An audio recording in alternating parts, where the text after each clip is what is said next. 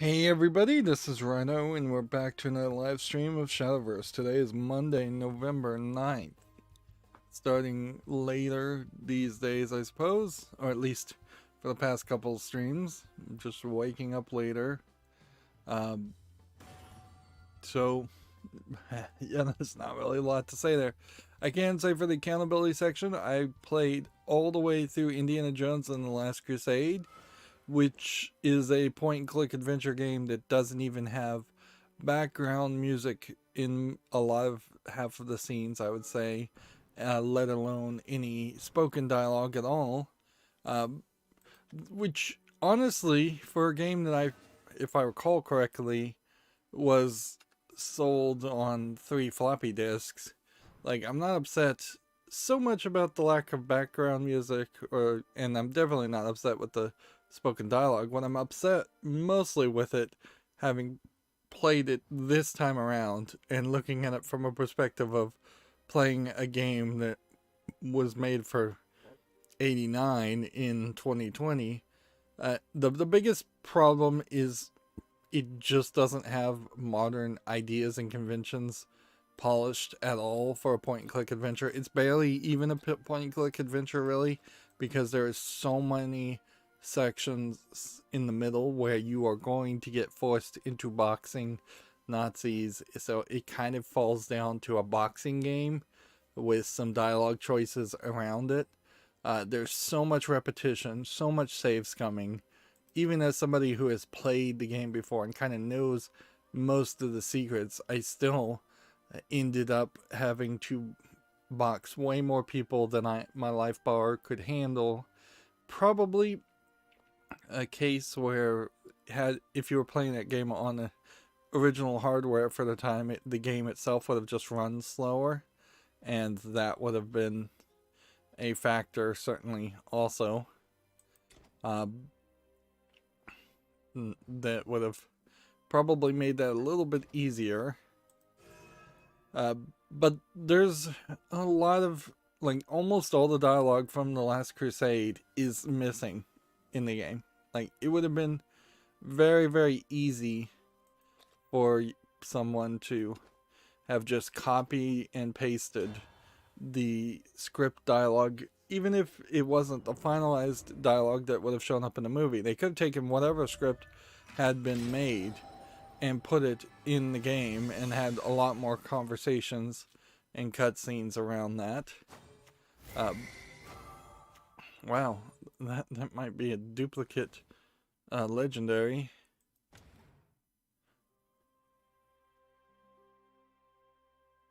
Yeah, I may very well have still just have 2, and I think you can play 2. So, yeah, a lot of dialogue. Many of the scenes in the movie are missing. Like the female lead character, who wasn't even, most female lead characters, even in the movies, aren't written very well, given enough screen time. But Elsa is given barely 3 scenes in the entire game. The Sean Connery character, which coincidentally he died as around the same days I was playing it. There was no motivation around that or anything, but that did happen. Here we're back to victory chess. Just a lot of grinding and playing today. And here you can see how much this character skin stands out. It's not even like a background art so much. Like, look at the background art you have for her or her, and then this is just barely even a pattern. We need to win with the Shadowcraft to get the daily quests. The daily quests are all just getting left over days after day after day. So yeah, after playing all that and barely spending 5, maybe 6 hours playing Indiana Jones, this it's actually technically called Indiana Jones and the Graphic Adventure, because there was NES games that were the action adventure and or the action game or something else. So there's like 4 different Indiana Jones and the Last Crusade games that were made, and the ScumVM one is the only one that is even slightly reasonable to play. And I would argue there's a decent conversation to be had to say that it's not really even that reasonable to play. The Indiana Jones series in particular is going to be a weirder one, in the sense that Fate of Atlantis then jumps the graphics up and the gameplay design up quite a bit, and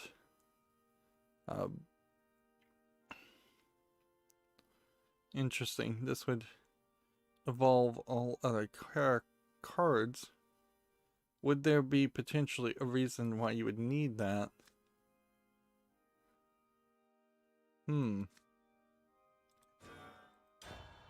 Yeah, that's a card that definitely could synergize with some other cards that cannot evolve using evolve points.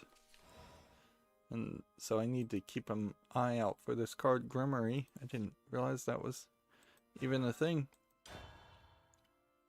And then after you play Indiana Jones and the Fate of Atlantis, which I've played before many times, there's 2 other Indiana Jones games that aren't really sequels to the ScumVM series, but I think they work just as well in that mentality.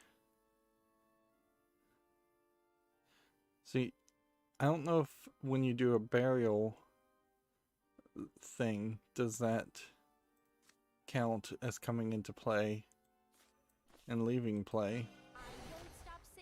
You do a burial, right?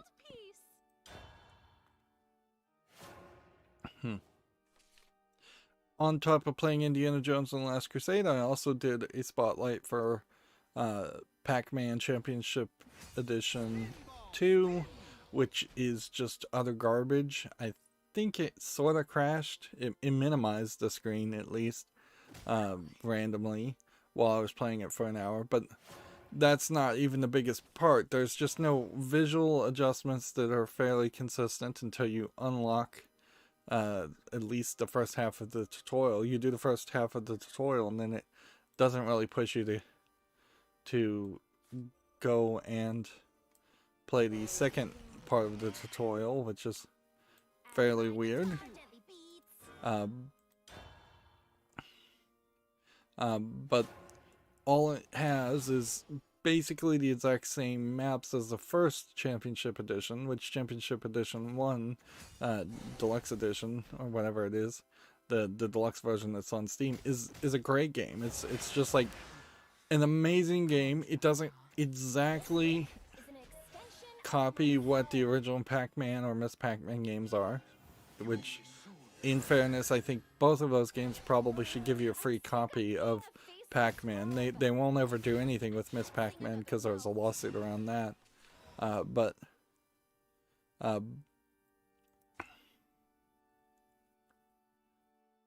yeah, there definitely should be more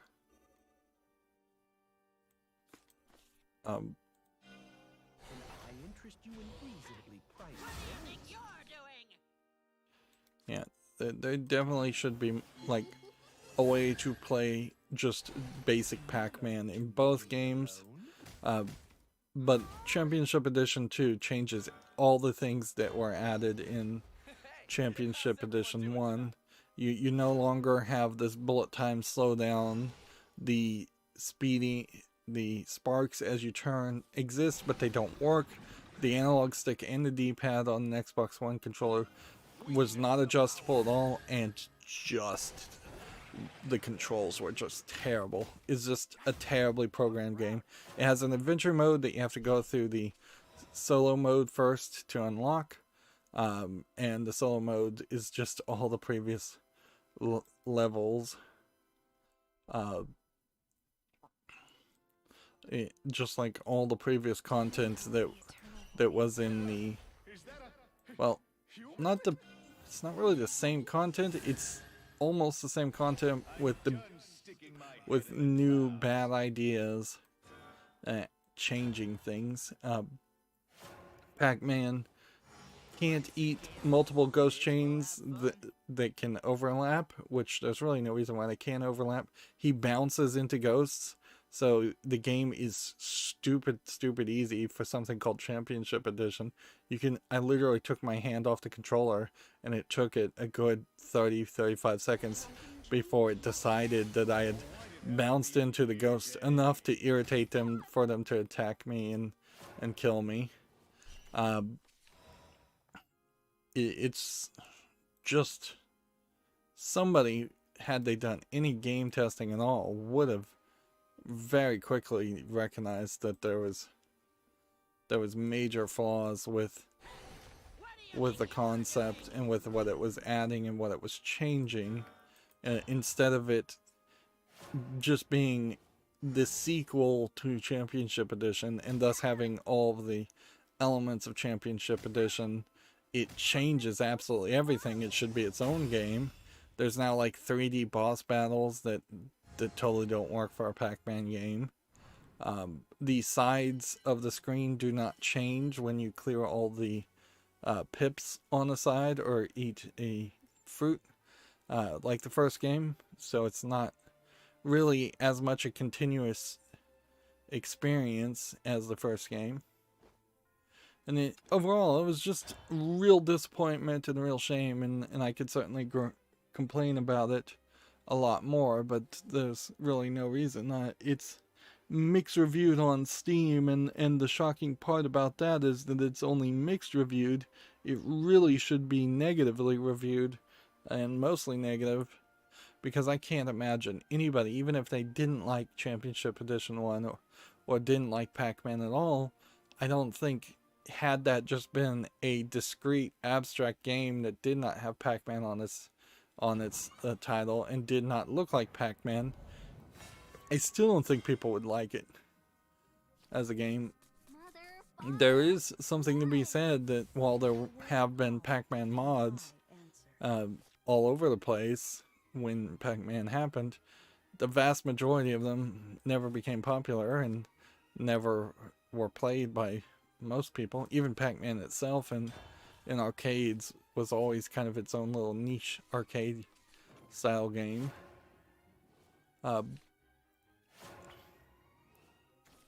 So yeah, that was disappointing. And then after that, I decided to squeeze in one episode of playing a community mod for Portal Stories Mel, which so far so good on that. It starts off kind of cloning / stealing ideas from the Half-Life series. You start on a train, which if you play Black Mesa or whatever Half-Life game that was, whether that was Half-Life 2 or Half-Life 1, where you start on the train. I think that's Half-Life 1, and Black Mesa is the remake of it. You would also start on a train. The Cave Johnson talks to you while you're on the train. It is a different experience to Portal 2 in that you're actually seeing like a underground city that the Aperture science people were working out of and living in, compared to the Pure White testing facilities, which I imagine I will just end up getting inside the Pure White testing facilities, but there's like 5 chapters, and in the first chapter I still haven't made it to that point. That I guess the general idea to take from that is that this is probably taking place before GLaDOS has fully taken control and rebuilt it. There's turrets, but the turrets don't look like the turrets in Portal 2. And it does start in the past, so everything's going to be kind of more of a prequel setup. What I didn't do over the weekend so much is work on my server, which is great news, I think, because I've been wasting a lot of time around that lately. What do you think you're doing? And it was far past the point in which I needed to potentially take a break on that. This bears further study.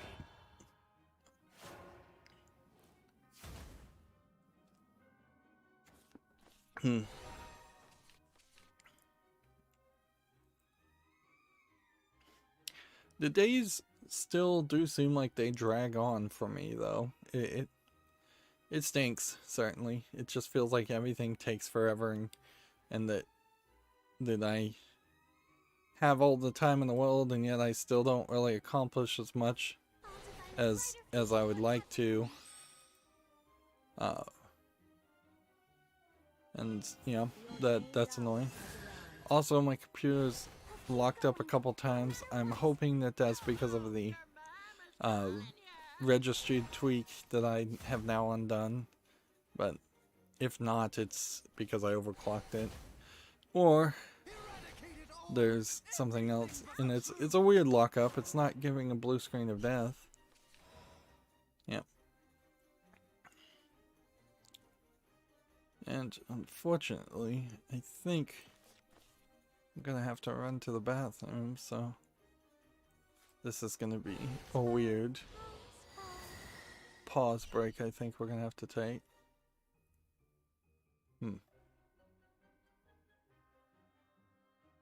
Yeah. I'm gonna have to concede here, I guess. Quit and forfeit. And I'm gonna have to take a break, so I'll be back in about 20 minutes. For anyone watching, apologies for that.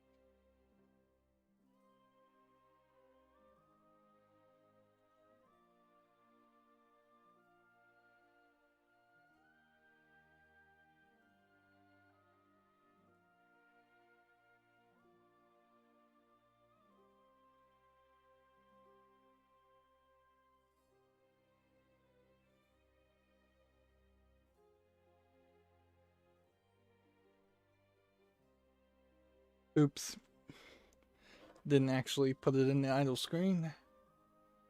Well, then we'll have to just edit this part of the video out later.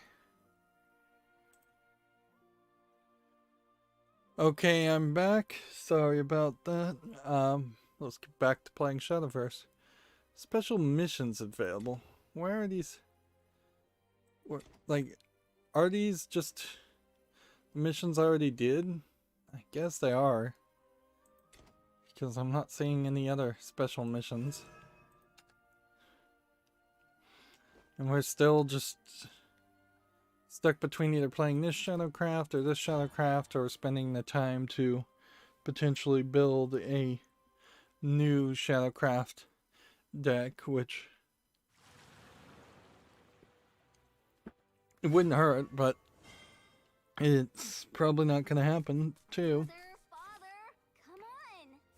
There's just kind of this other lack of motivation, and I don't know if it so much has to do 100% with Shadowverse, or if it's just collectible card games in general. If I could think of something to play while streaming otherwise, I very possibly might consider that, but I just don't know what would be so grindy that I'd want to play it, and that you could even go for a decent amount of time. Because say I was to play something like Final Fantasy, or some other JRPG that was just like really, really long and really, really grindy, is that something that I could then stretch out and be interested in and also ignore enough to talk about the video game news? I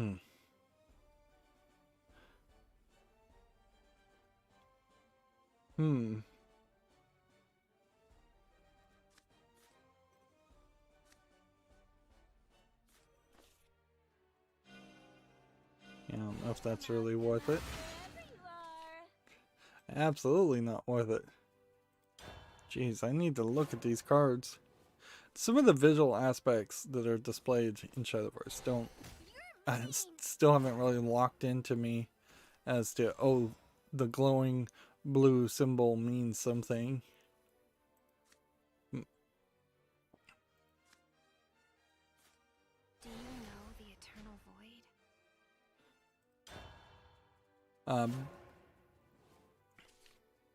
So a bit of a surprising boost of views, and I don't know what caused this. Castle Crashers episode 1 aired on my channel. I got a subscriber today.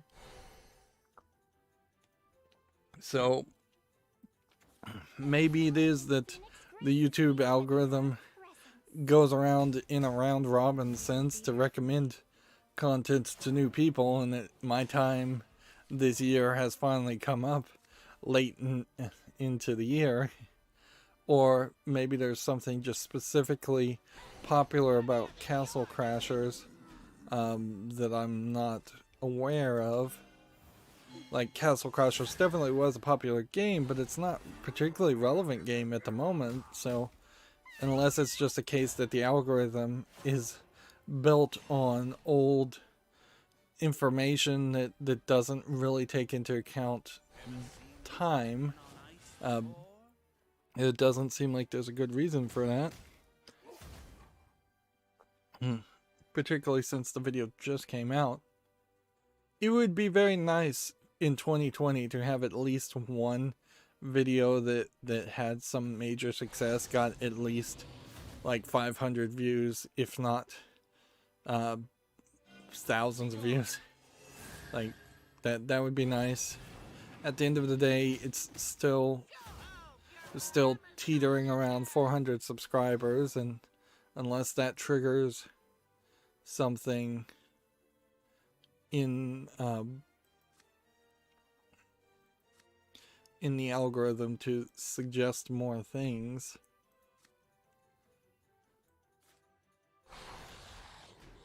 Yeah.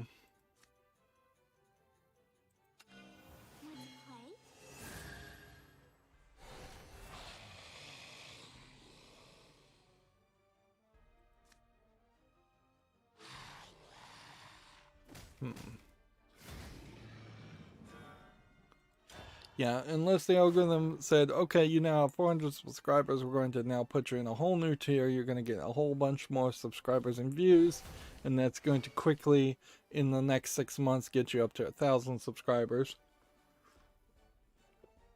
There's still seems to be very little hope for small-time YouTube content creators.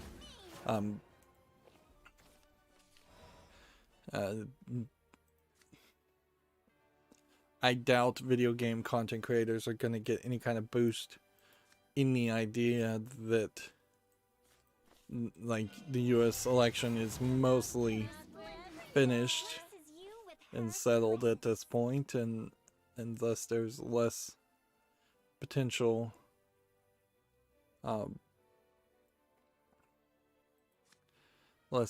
eyes behind that stuff.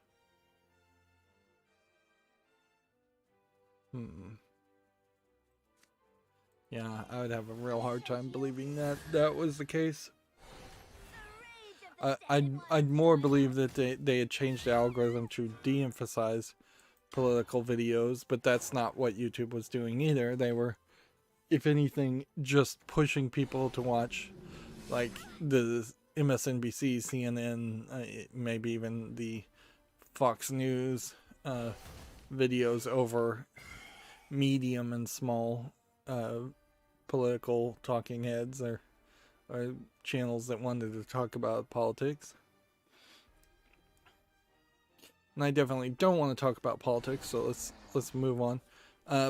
Because over the weekend I haven't been looking at the news that much, and frankly on the weekends there hasn't been that much news anyways. We don't have a ton of games. I say this almost every time. There was a good week there. I stopped saying that, frankly. But I'd also say, for some confusing reason that I can't fully explain, there does seem to be there does seem to be a increased focus around talking about some games that either snuck out and didn't get any kind of fanfare, or are coming out right now and are getting fanfare, but it doesn't really feel much like fanfare because, heck, like the release of the Xbox Series and the PlayStation 5 both have kind of fallen flat. They were kind of poorly timed around the US election, but they were also kind of just poorly timed around things they couldn't have controlled. I would say it is kind of a failure every console launch for Microsoft and PlayStation to not try to heavily emphasize games that are available on day one launch, instead of emphasizing the hardware itself. The hardware is fairly useless if you don't want to play any games. Nintendo has done a much better job of that, and in the past, in particular, Nintendo has done a really good job around that idea, because they've ensured that there was a lot of games to talk about for the Nintendo 64, a lot of games to talk about for the GameCube. They kind of dropped the ball somewhat on the Wii U. I think there was a lot of games, like even day one on the Wii, if I recall correctly. Particularly, I definitely remember the Nintendo 64 though, having VHS tapes and promo videos and just talking about a lot of games. And maybe that's just nostalgia and faulty memories, so more than anything else. But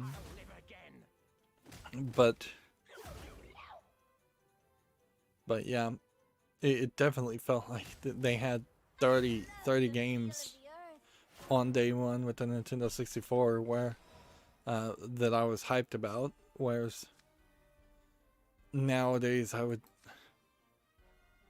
would question severely if there are even 15 games worth mentioning. Reanimate 3. Come out wherever you are. Let's see.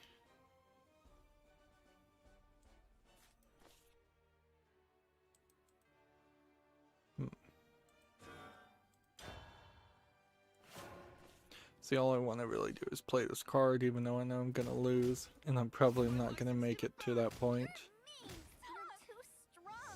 Alright, so let's talk about what games we have on Steam. We have a game here called Snowballers, getting kind of early into the Christmas winter spirit.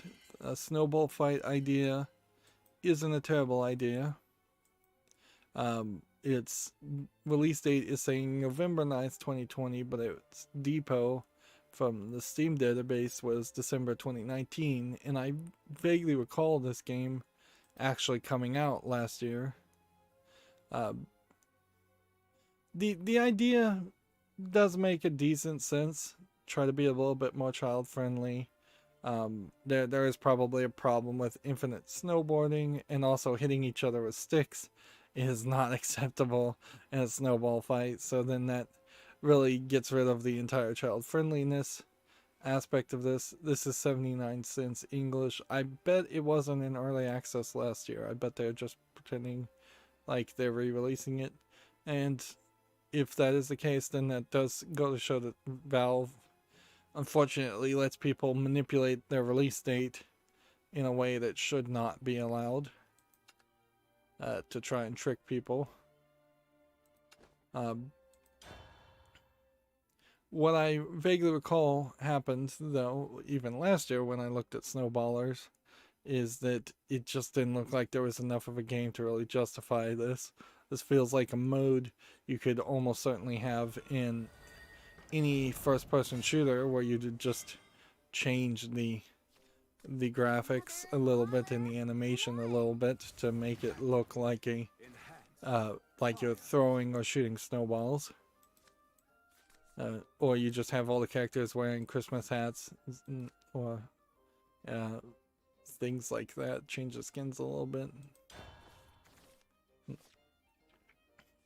I've never really seen a game that wasn't built around the idea of Christmas go all out for Christmas, and I think that's probably the right move. Like, while there are people that are crazy about Christmas, those people are also generally just crazy, and so they probably aren't playing too many video games, and they probably aren't buying, they aren't enough to be a target audience, really. Yeah, there's so many other companies and tchotchke sellers that make Christmas style content. Let's see, what does this do?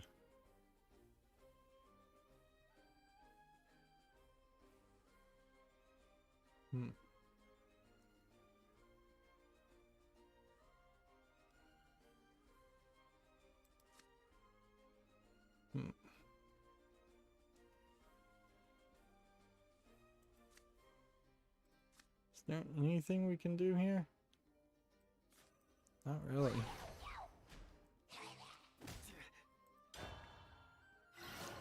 CheckRaptor has an article here. Sam and Max Save the World Remastered revives a classic December 2020. I know one of the Sam and Max games does revolve heavily around helping Santa Claus, but I don't think that's this game, or if it is this game, it's like the final act of like a 4 episodic deal. This was a Telltale game originally, so this has to clearly be published by someone else.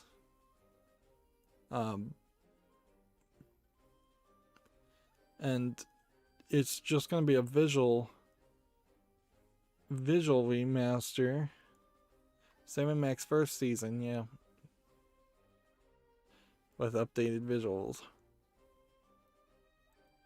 So probably every year they're gonna just update the visuals and resell the same game.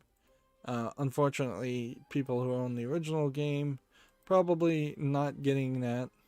It's from Skunk Ape Games, which I didn't think that was the company that bought out Telltale, because I would have assumed that the new Telltale company would still go by the name Telltale. Otherwise, why bother to buy Telltale and all? Wherever you are. Let's see. Yeah, you are getting definitely into a position where you're not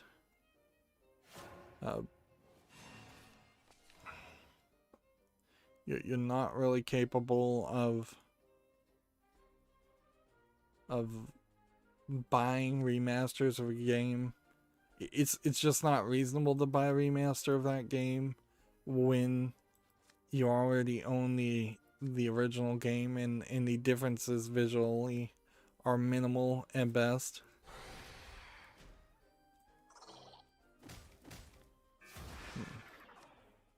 Do I want to kill this and then burial something and then Wanna join nope.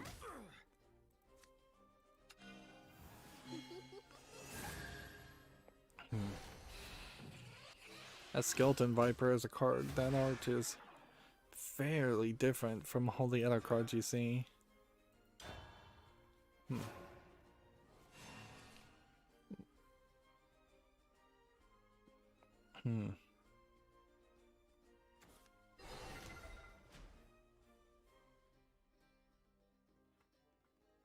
Yeah, it's hard to be enthusiastic about playing a game that you played like less than 5 years ago, and it is being remastered.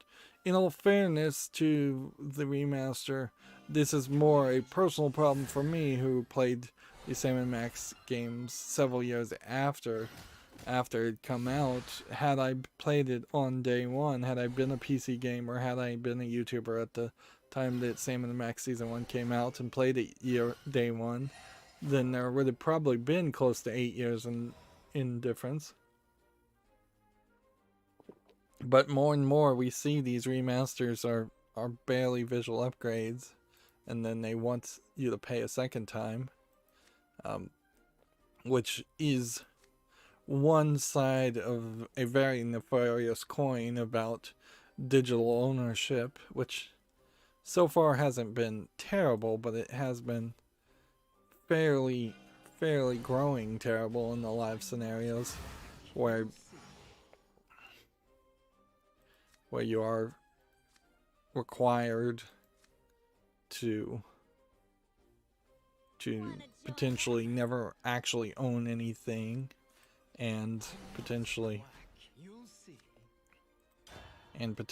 buy things over and over again, and just become this cow that can be milked by companies over and over again. And then, without going into the same old rants about how copyright is fundamentally broken, how the concepts of fairness have been perverted by greedy corporations, this really is a great example of almost certainly no one who worked on Sam & Max Save the World is making any money whatsoever for this remastered version. The people who were paid to touch up the graphics, which for all we know could have been very little work, are probably just getting a relatively small salary, and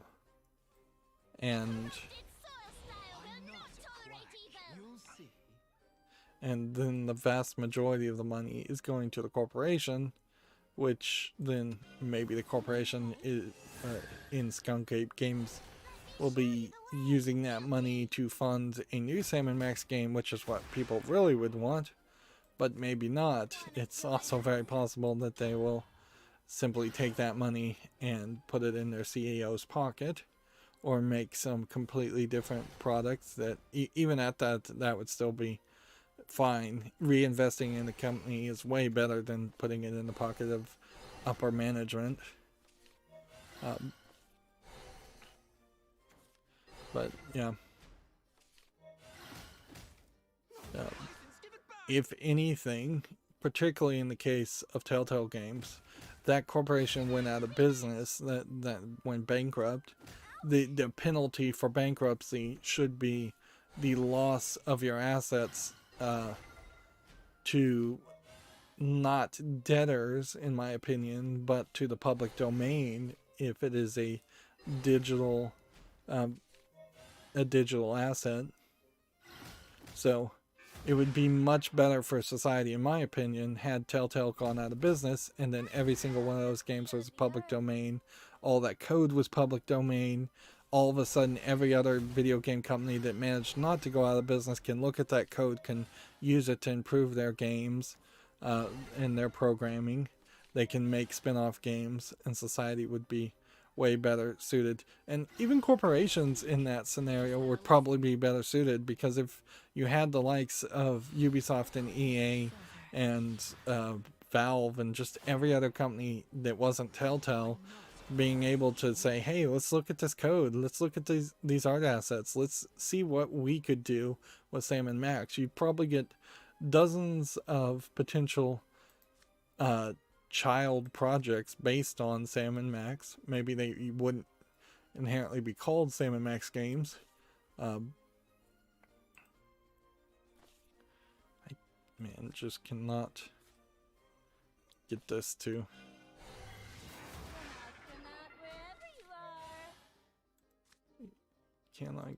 work as well as I'd like it to. And then those other corporations could sell their products and make money. So you basically have to bury this. Then you have to do this. And then go ahead and do that. Then in the turn. But yeah, unfortunately, it's not the individual or society or what's good for society that makes the copyright rules in the US, and very possibly it never did. There definitely has been a thought where the idea of theft and copyright infringement, because very much to religious Christian people, that they think copying a file is theft, and they've been taught to religiously believe that, when in reality that's never what biblical theft was. Like, and this would basically get down to a theological argument that I haven't fully thought out and might have a little trouble defending, but when Jesus was wandering around telling the parables, telling stories and repeating stories, and when he was repeating the old books of the Torah, and what became mostly the Old Testament, or most of which became the Old Testament, might be a better way to phrase that.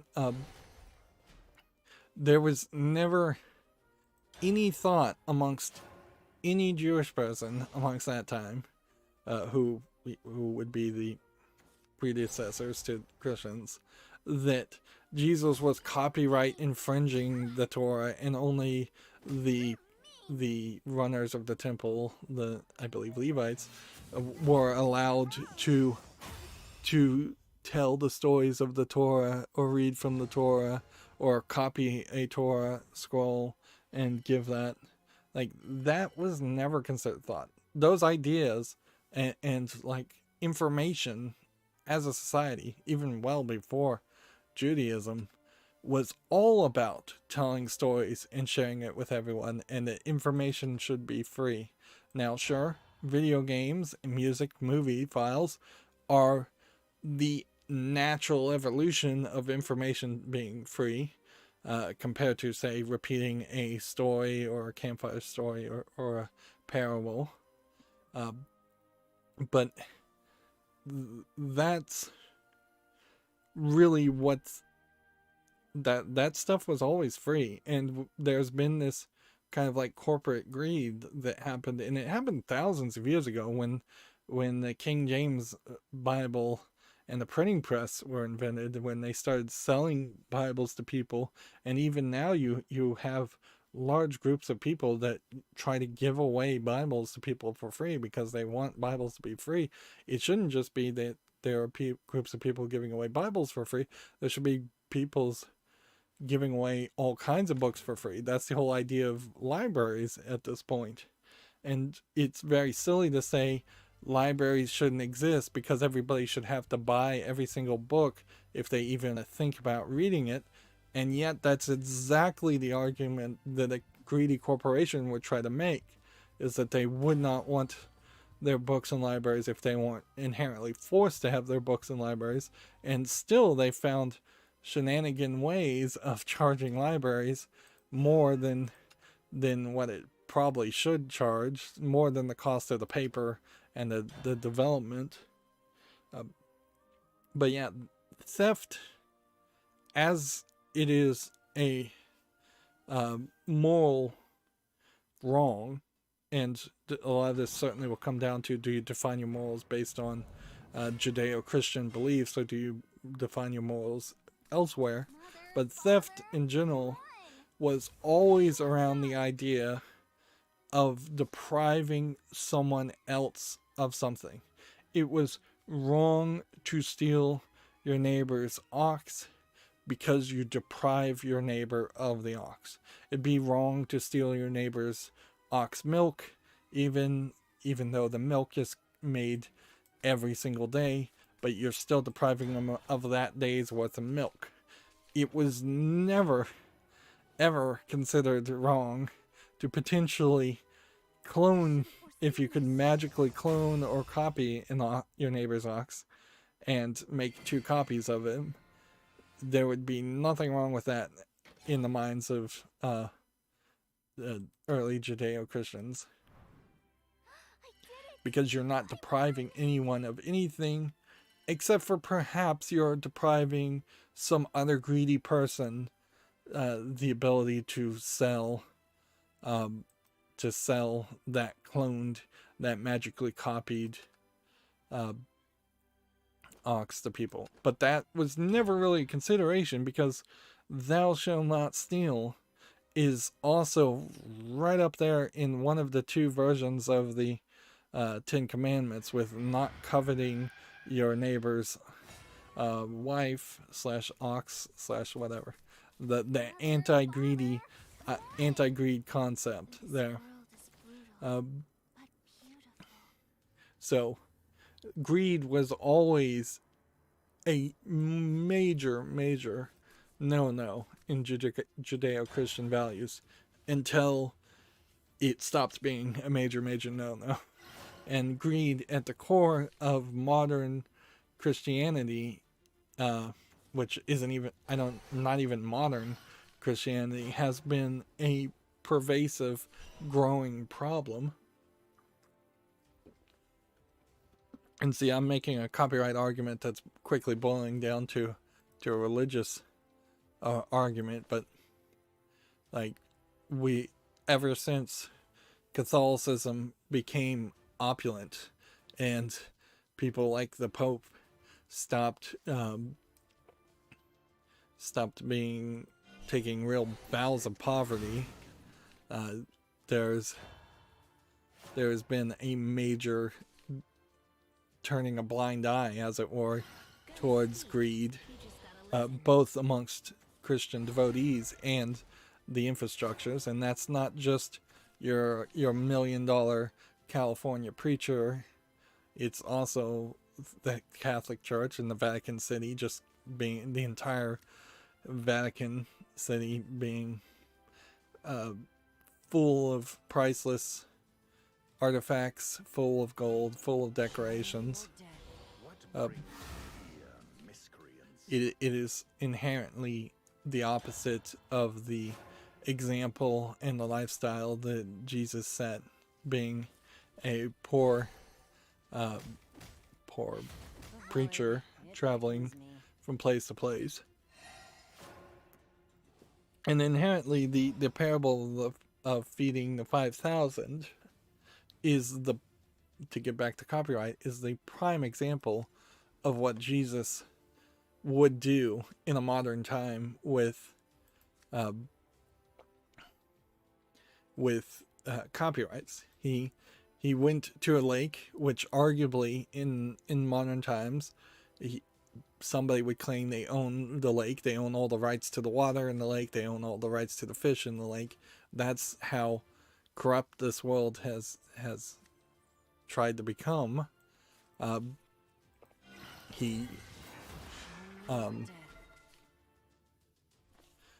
no, he was given fish, I believe, fishes and loaves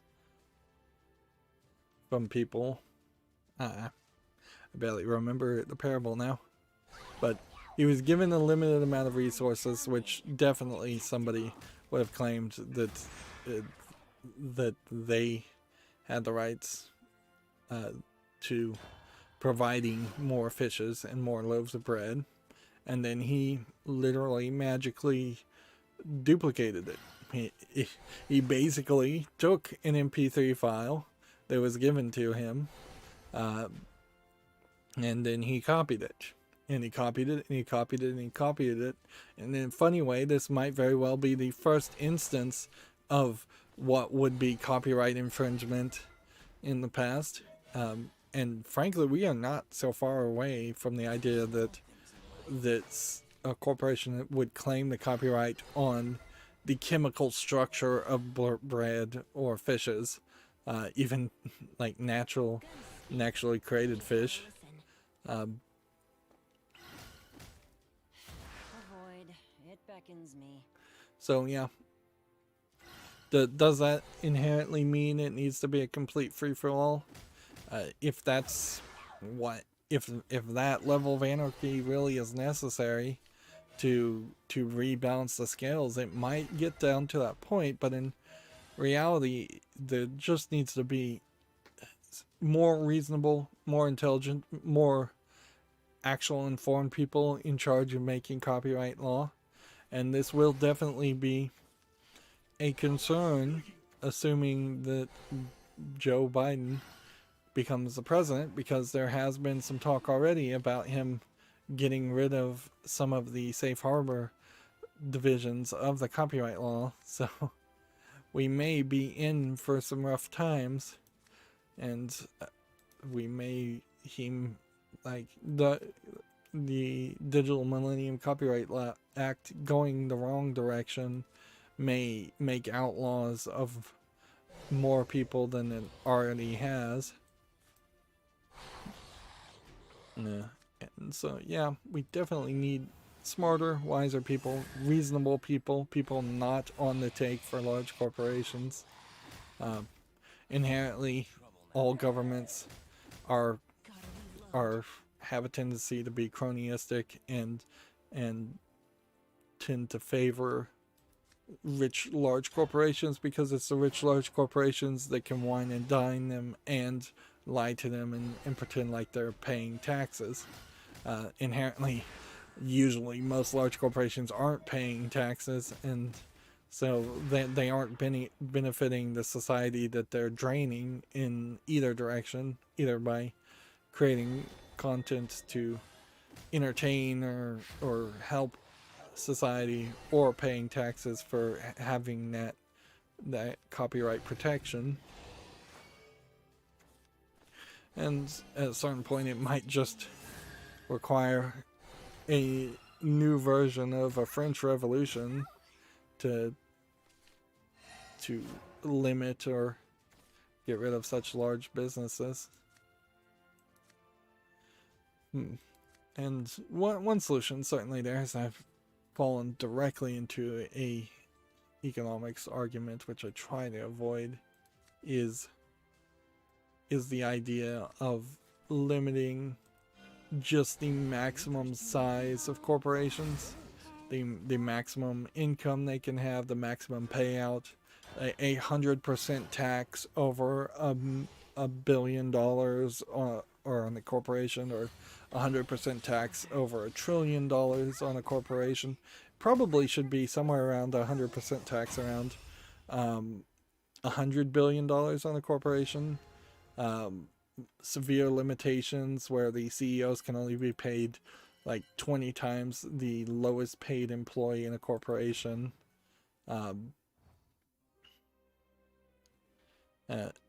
So things like that could try to balance things out. At a certain level, it doesn't solve everything. If you have a Google-like company and they're just paying every single employee who works for them $250,000 a year, even the lowest employee, because what you can do at that point is limit the number of employees, or at least severely limit the types of employees that you hire, the way they think, the way they vote, the way they live their lives.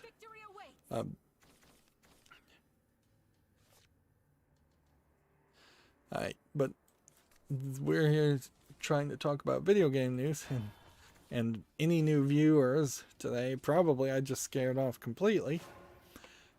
Let's move on. We have a game here on Steam called Proteus.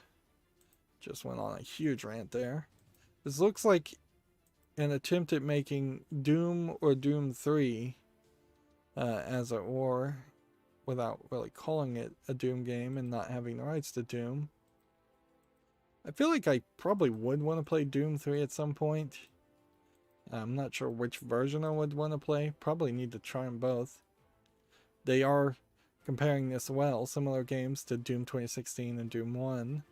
Third-party account, Proteus server, but single player, that seems weird. $24.99. I'm going to put this on the follow list because this looks interesting enough for a game running around shooting demons. But I also have to remind myself that there's definitely some caveats in that I barely played Doom 2016 and Doom 1, and I'm just not really a first-person shooter guy. You could also potentially play Proteus and not have like the chainsaw elements that refills your bullets, and so it might be a very old school experience where you are constantly running out of bullets and running into scenarios where you're just not well off in the game. Gamma Sutra has an article here. Capcom says its customer information is secure following a cyber attack. An unauthorized third party managed to gain access to their internal systems during a recent cyber attack. Yeah, we'll see if that's true. Also in Japan, I don't know if there's really any penalties at all for lying and or just not really reporting accurately on a cyber attack. So I don't know how much you should really trust Capcom there. On the other hand, a question certainly to ask is who had their information stored on Capcom servers? Because I can't immediately think of a game that would have required you to log in and give information anyways. So more people may be safe than they think. Let's see.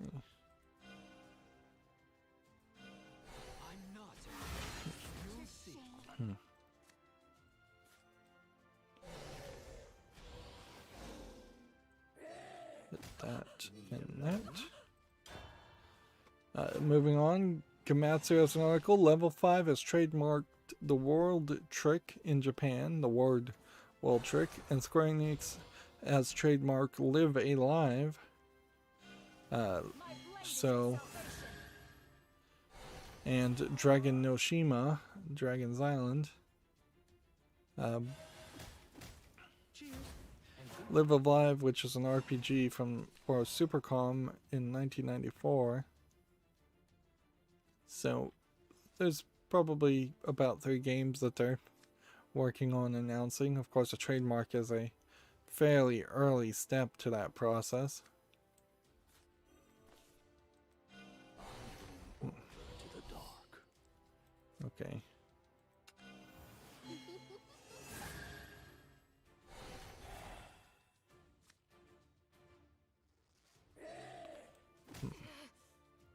Should have evolved this one. Oops.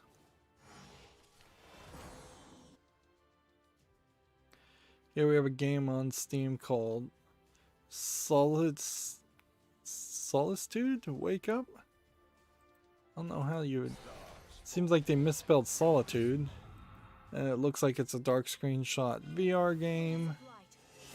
It's $16.99 English only. Horror game, obviously. I don't see anything of interest there. So that won't make it to the fall list. OpenCritic has an article here where it says Microsoft is looking to acquire game studios in Japan, according to Bloomberg, which would probably be Jason Schreier, who seems to be the only person at Bloomberg that, if I'm recalling correctly, he's at Bloomberg, that writes any articles.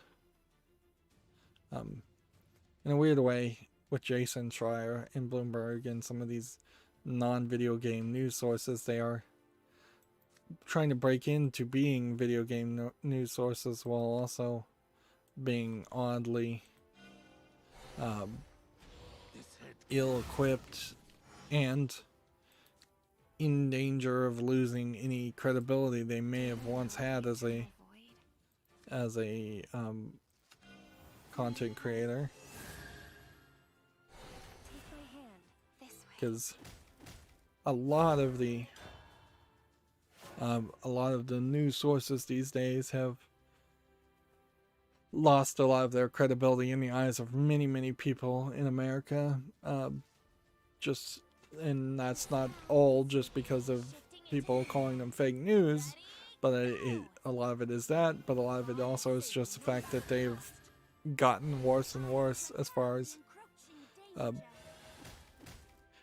as making good content and credible content and having good sources and relying on good sourcing.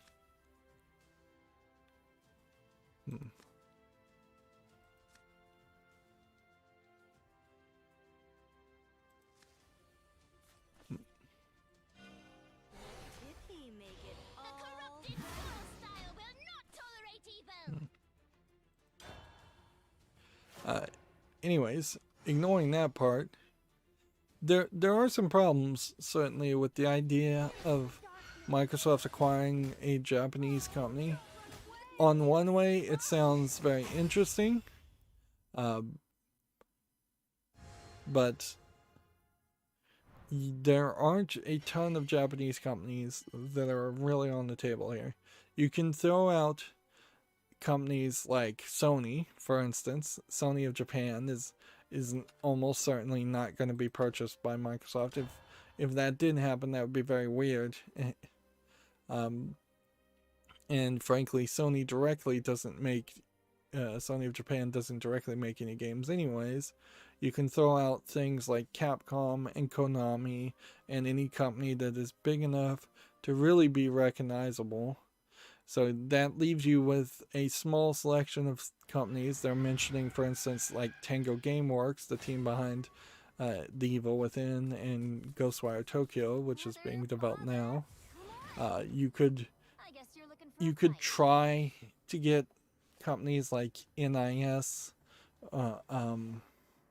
and some of those companies. At a certain point, then Microsoft is either buying a company that makes JRPGs exclusively and does maybe a decent job with that, or they're getting down to the bottom of the barrel where they're just hiring companies that are making visual novels.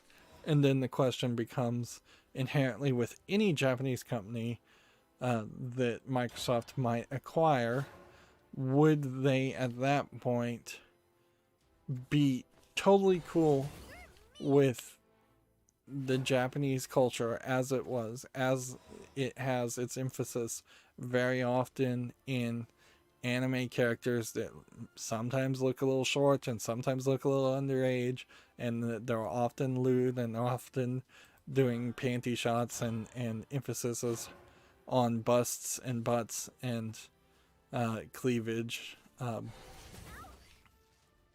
Like, there definitely have been some instances where Microsoft outside of the Xbox company have gained power by joining groups. In particular, I'm thinking about the acquisition of the not the acquisition, but becoming a board partner on the Linux organization, the Linux kernel organization, and then them inherently putting in a lot of SJW stuff that Linus Torvalds, who is the true and probably forever undisputed king of the Linux kernel, the person in charge. He's a jerk often to people, and people don't like that, but that lets him get the work done. And just like how Bill Gates was a jerk when he was in charge, and not Tim Cook. Tim Cook is probably a jerk too, but the Apple CEO Steve Jobs was a jerk generally in life, from what I hear. It often does take somebody who is a bit more ruder, and often the calls for civility in organizations like that, and calls for like inclusion and SJW talking points like that, become just the thing that infects and destroys organizations. And I would be very afraid if Microsoft, the gaming part of Microsoft, which does not, so far has not seemed to do any of that, but I would be very afraid if they were to get into owning Japanese companies, and all of a sudden the art style and the animation for these Japanese companies just don't look the same. It just doesn't have the Japanese mentality. And inherently, that may have nothing to do with anything that is ever said by a Japanese, a Microsoft overlord of a Japanese company. It may very well be that the Japanese people themselves get the impression and the feeling that they need to self-censor themselves now that they're owned by Microsoft, and that would be a real shame.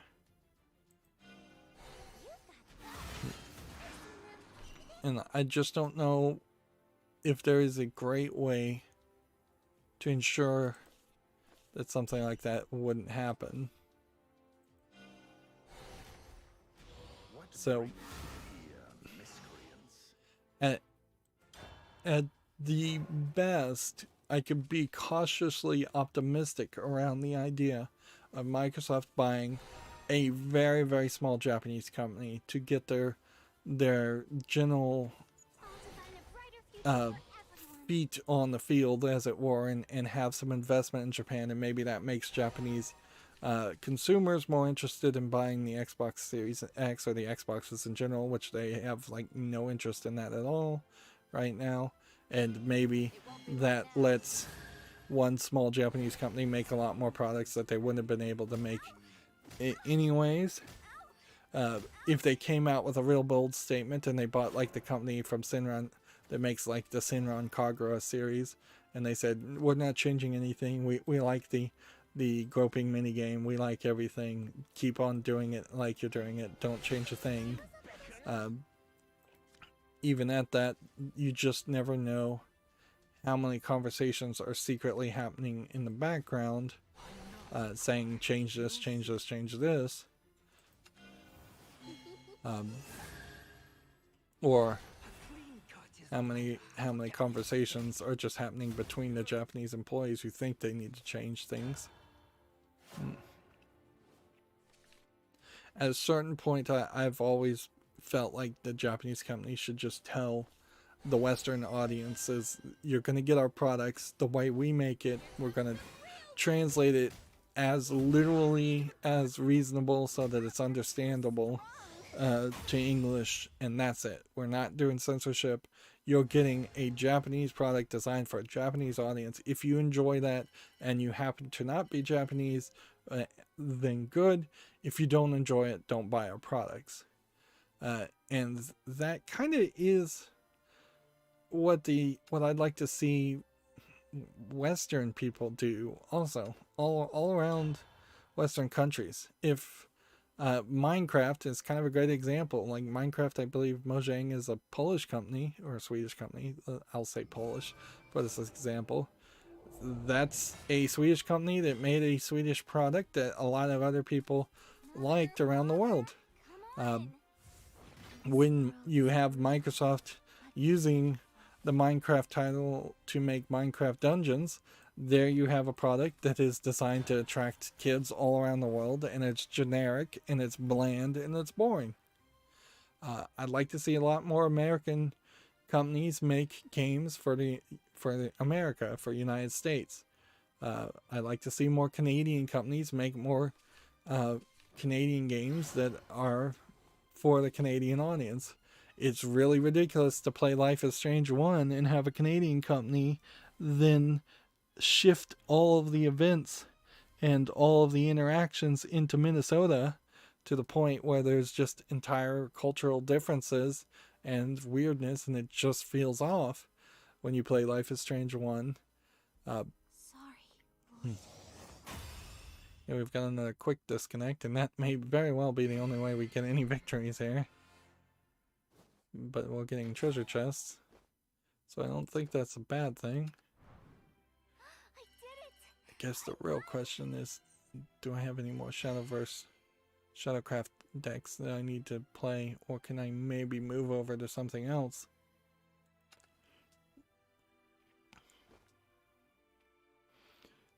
I could play Dragoncraft now, so we can spice it up a little. There's also some just differences on the way businesses, at least how I know anime productions and projects are done in Japan. Like, Japanese companies will not do anything unless it's 100% safe and 100% guaranteed. So they'll create these merger companies designed to go out of business as soon as a single project is done. If the company succeeds and they make a profit, then the profits are split into the parent companies. But if it fails, then all the debt is laden on that merger company, and it never gets acquired by the larger company. Which, yeah, that's just a very risk-averse way of doing things. It's a very different way of doing things. It's completely out of line compared to the way Microsoft likes to do things, where they own the company and they just invest in it forever. If my tinfoil hat conspiracy thought is correct, that Microsoft is really trying to acquire companies to get code and skill for people to make the next DirectX, because they're falling behind in the development of the next DirectX, it would make some small sense to have a, let's see.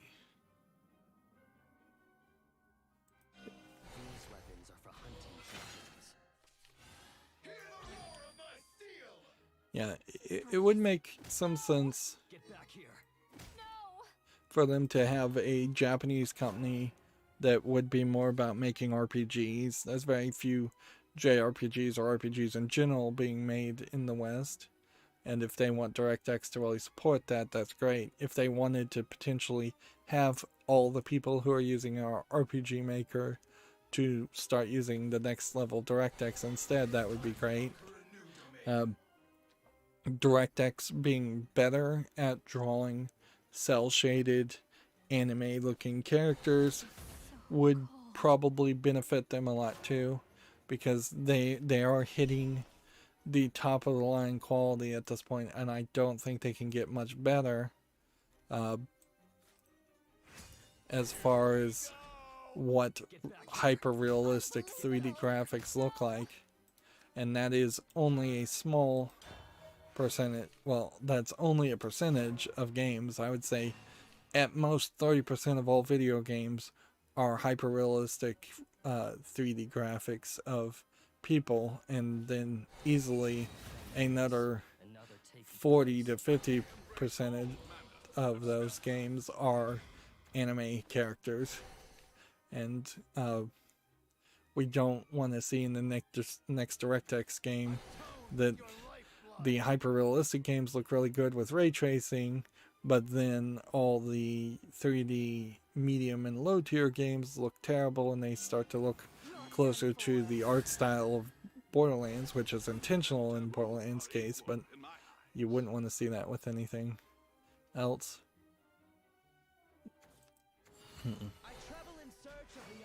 Here we have Gamma Sutra with the same article. Report Microsoft holding acquisition talks with a number of Japanese developers.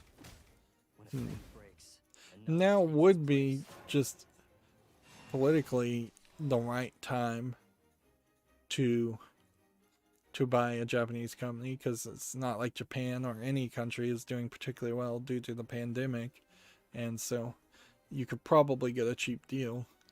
But it's very questionable how any of these companies would integrate.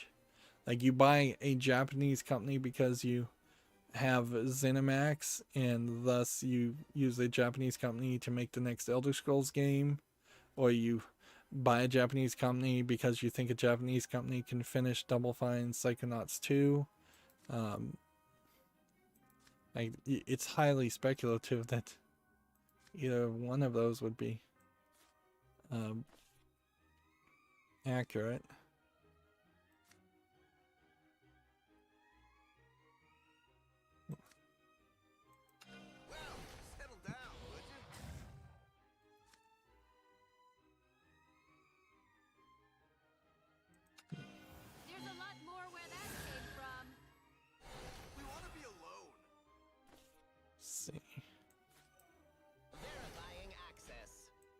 Go ahead and play that. Yeah, Ninja Theory is probably the only one that even slightly would synergize with a Japanese company. And it doesn't really feel like they are trying to get these different companies.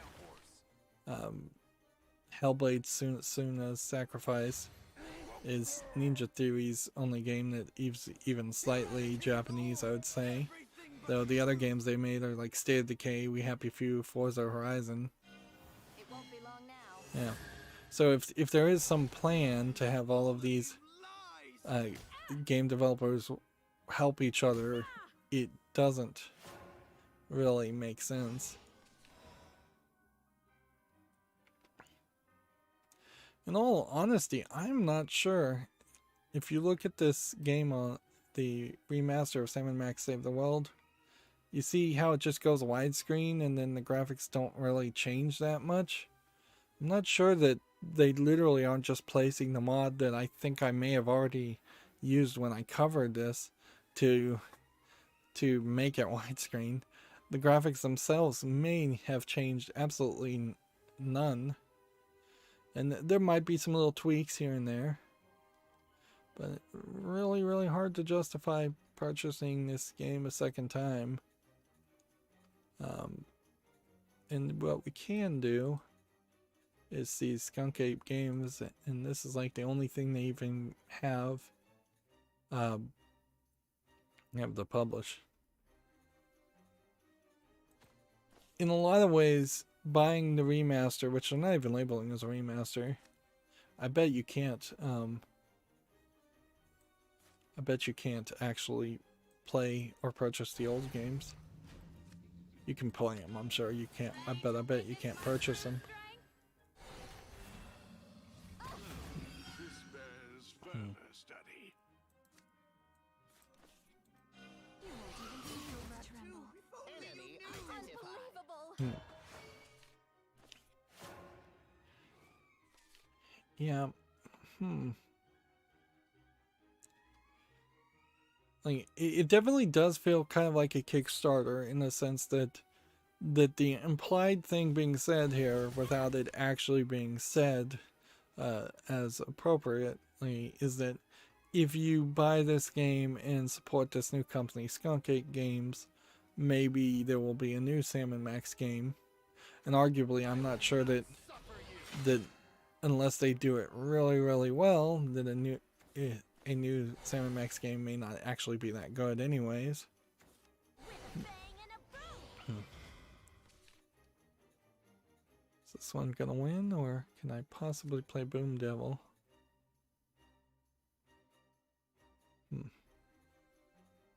If this guy doesn't die...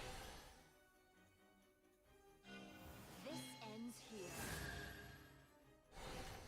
Well, nope, he's just gonna win that way. This victory is a testament to your strength.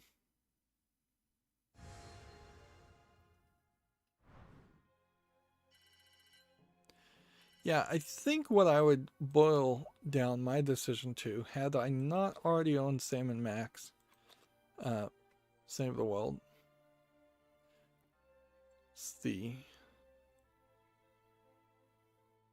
I think what it boils down to is I need to see Skunk Ape Games at least make an announcement for a new product of some sort.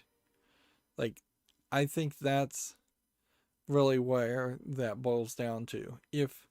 If they never make an announcement for any new project, if they don't say that they're working on something besides just reselling the old Sam & Max games, then I don't know why I'd want to support Skunk Ape Games as a company to just give us remasters. Even if they were going to make the argument, and this is probably the weakest argument that would persuade me, that they are going to be much like some of the other companies we've seen where they just remaster old games, that might convince me, certainly, if they were to say, hell, we're gonna remaster this old game that we know you like, and we're gonna remaster this old game that we know you like. Here we can see Gamatsu has the same article here coming out for Switch and PC. And I guess in fairness, this probably is the first time that it's been available on Switch. But there is major problems with the idea of building up a Switch library of games compared to like my Xbox 360 games, which I just recently went through, and I have quite a lot of them. Probably spent $400 or $500 on Xbox 360 games over 4 or 5 years. That seems about a reasonable amount. But unlike games of the past and consoles of the past, there's major backward compatibility with the Xbox One and the Xbox Series X and S. Pretty much anything that was backward compatible for the Xbox One, for as far as a 360 disc, is seemingly still compatible with the Xbox Series, and the only thing that isn't compatible is like Kinect games that would have come out with the Xbox One,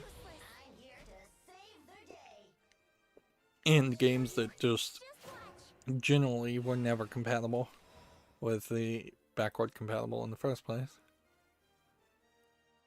Is this a Machina character?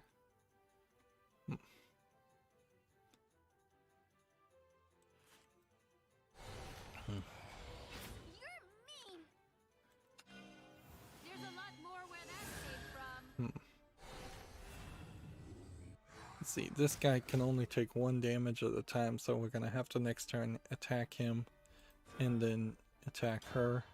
Otherwise she'll summon a new one.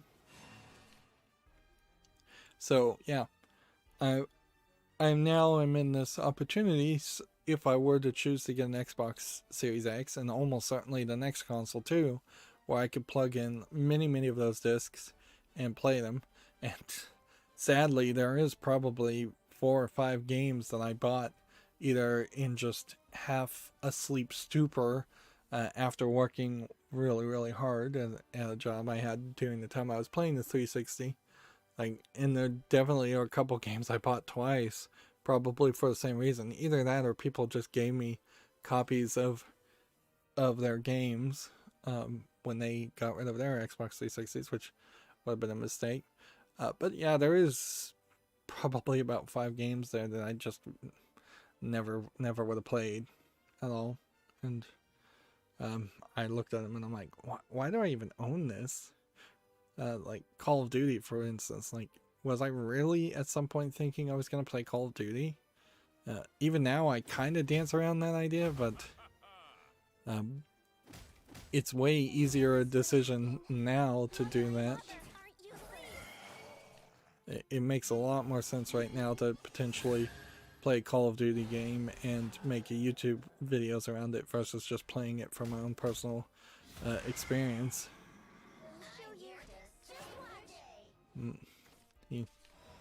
That was a weird way for that to happen. Ready to witness my true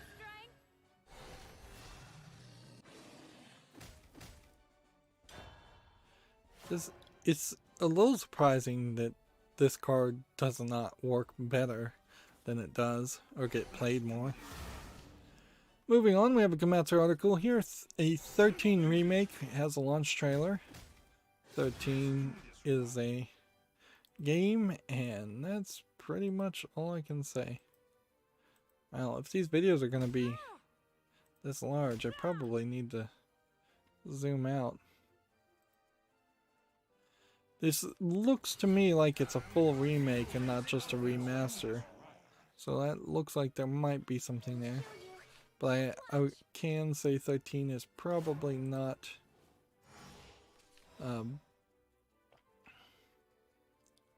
it's probably not something that I'm super interested in playing. See that?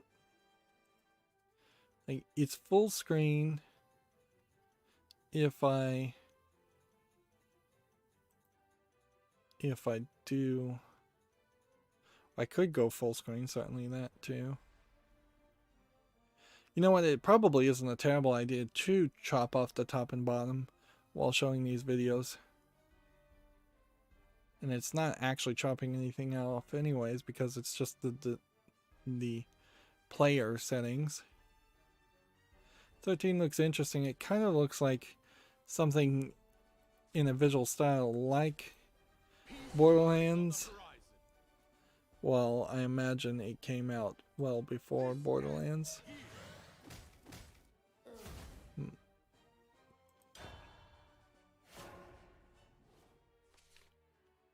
And kind of comic booky, cartoony. It's really a great example of the type of game that a new DirectX could focus a lot more on and try harder to make sure that these graphics look better.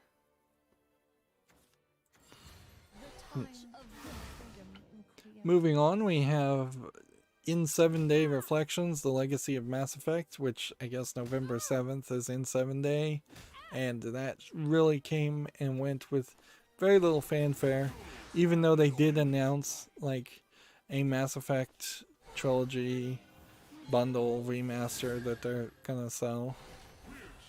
Like, I think there probably are just gonna be some diehard fans of the Mass Effect series that will never stop being diehard fans of the series, but I think the vast majority of people have fairly well abandoned that fandom because there's really not much you can do.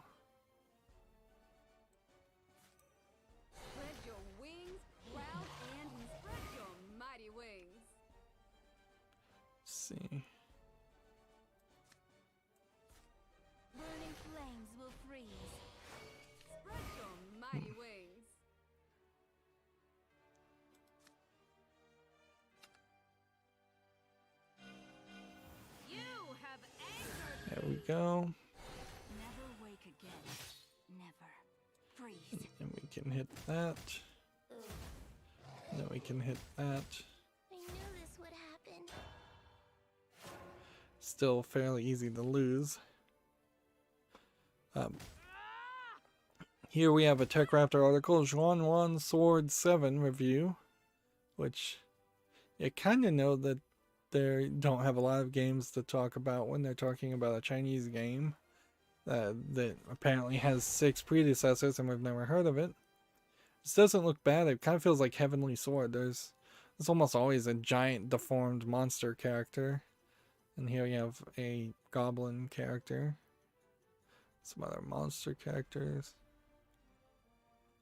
Maybe if this was a really, really good game, I could overlook the drastic Chineseness of it. But I think that kind of constantly becomes a problem with so many Chinese games that exist. They gave it a 6.0. It suffers from a weak story, poor translation. Despite this, there's a lot to love for a action RPG enthusiast. Pros fun, simple gameplay, stunning visuals and sound. Cons underwhelming narrative, poorly balanced combat, and occasionally dodgy translation. And see, this guy looks like he's new as far as a staff writer at Tech Raptor. Now really would be the time for all kinds of video game critics everywhere to start really embracing, reviewing,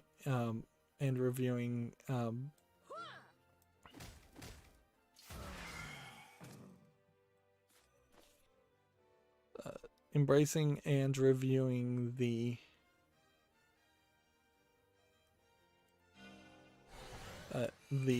RPGs that exist around the world.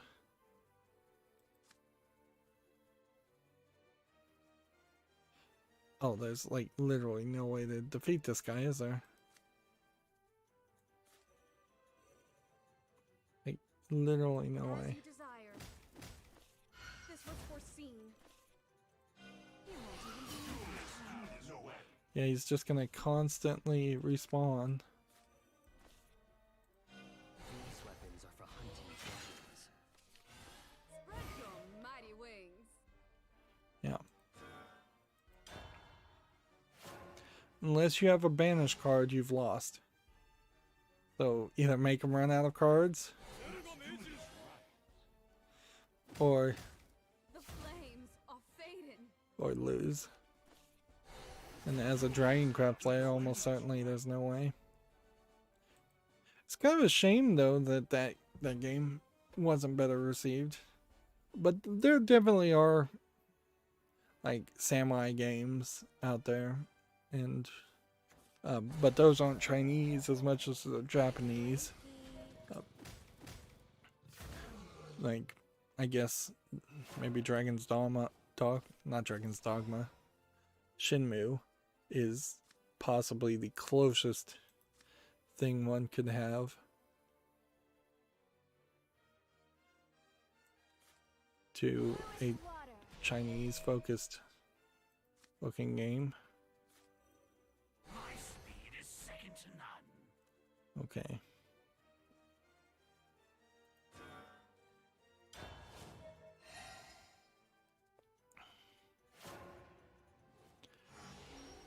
I shall give birth to a new world. Unlikely I'm gonna be able to get this guy to. This Wow, victory it is a destroyed all testament to my strength. my guys that had ward.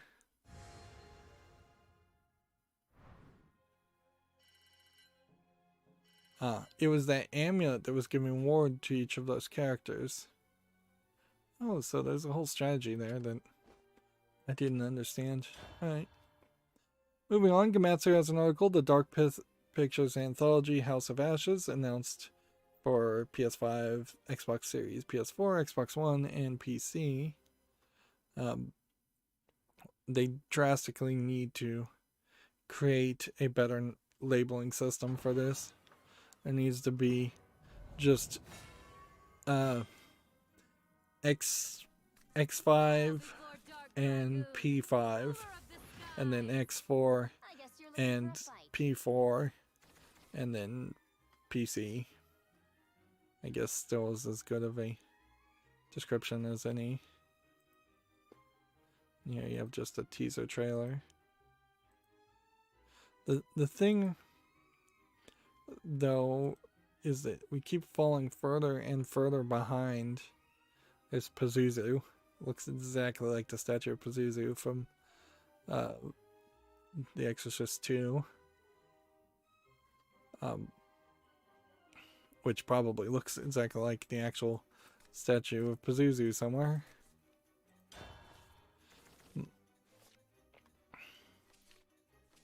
Yeah.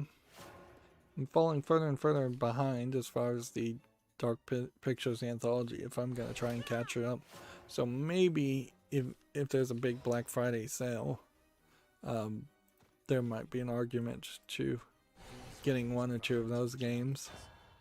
It is also worth mentioning that it seemingly so far seems like they're trying to get the Black Friday sales out earlier and earlier, and the Black Friday sales seem to be more and more pathetic, as it were, just not really worth looking at.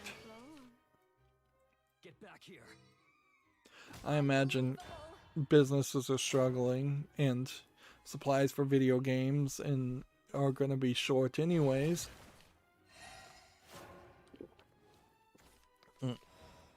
I saw a bundle for Mario Kart 8 and Switch, but I'm not sure that you're even getting the new version of the Switch in that bundle, or if you're just getting an old Switch model still being in inventory and in stock.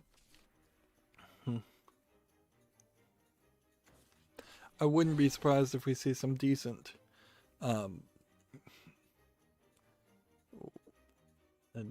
digital sales instead.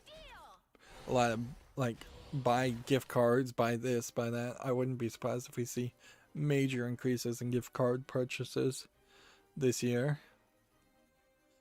Moving on, Gamma Sutra has an article, HD Games profit dips at Square Enix following Marvel's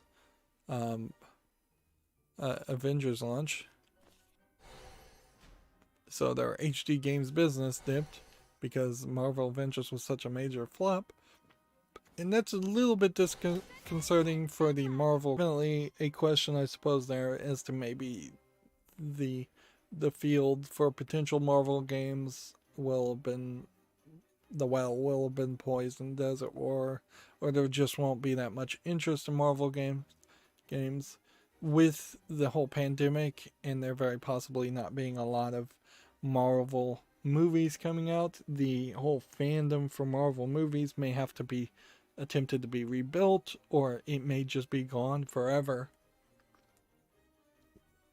I still kind of feel like a Marvel collectible card game has a very high chance of success, but there are definitely a lot of ways to screw it up. Here, TechRaptor has a review for Bug Snacks. Bring all of your friends together. Again, this feels like this probably should be a little bit smaller. I didn't realize that Bug Snacks had been out, or was already out. They gave it a 6.5, which, in all fairness, if you are going to rush out a game and make it so that I don't even realize that it is out, I wouldn't be surprised if it is actually a lesser quality experience. Let's see, so I can get this down to like 75 before the images start to get a little ridiculously small.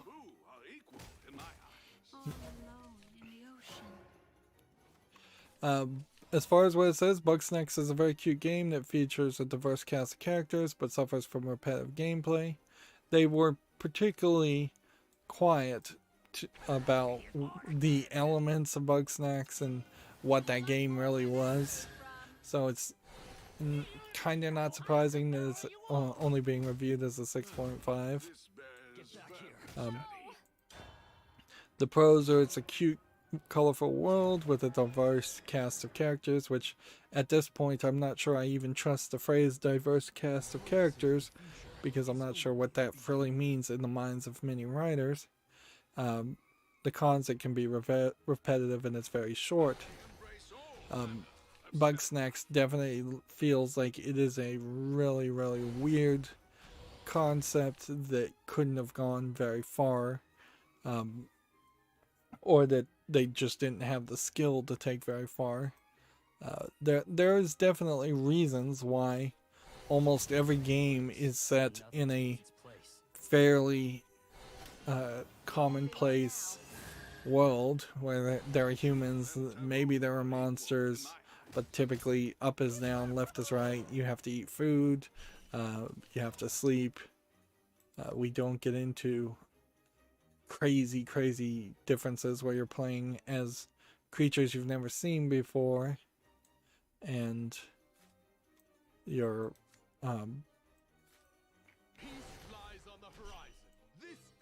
and you're eating anthropomorphic food items that then modify your body in some kind of Cronenberg-esque, cutesy Cronenberg-esque body horror modification. Yeah, Cronenberg is probably a great example. Like the Cronenberg movies with body horror don't appeal to many people, and even to the people they do appeal to, they aren't really the default. They aren't what those fans expect in every movie. And the idea of making an avant-garde Cronenberg video game is very ridiculous unless you're going to make a small indie game and basically give it away for free, which is not what Bugsnax was doing.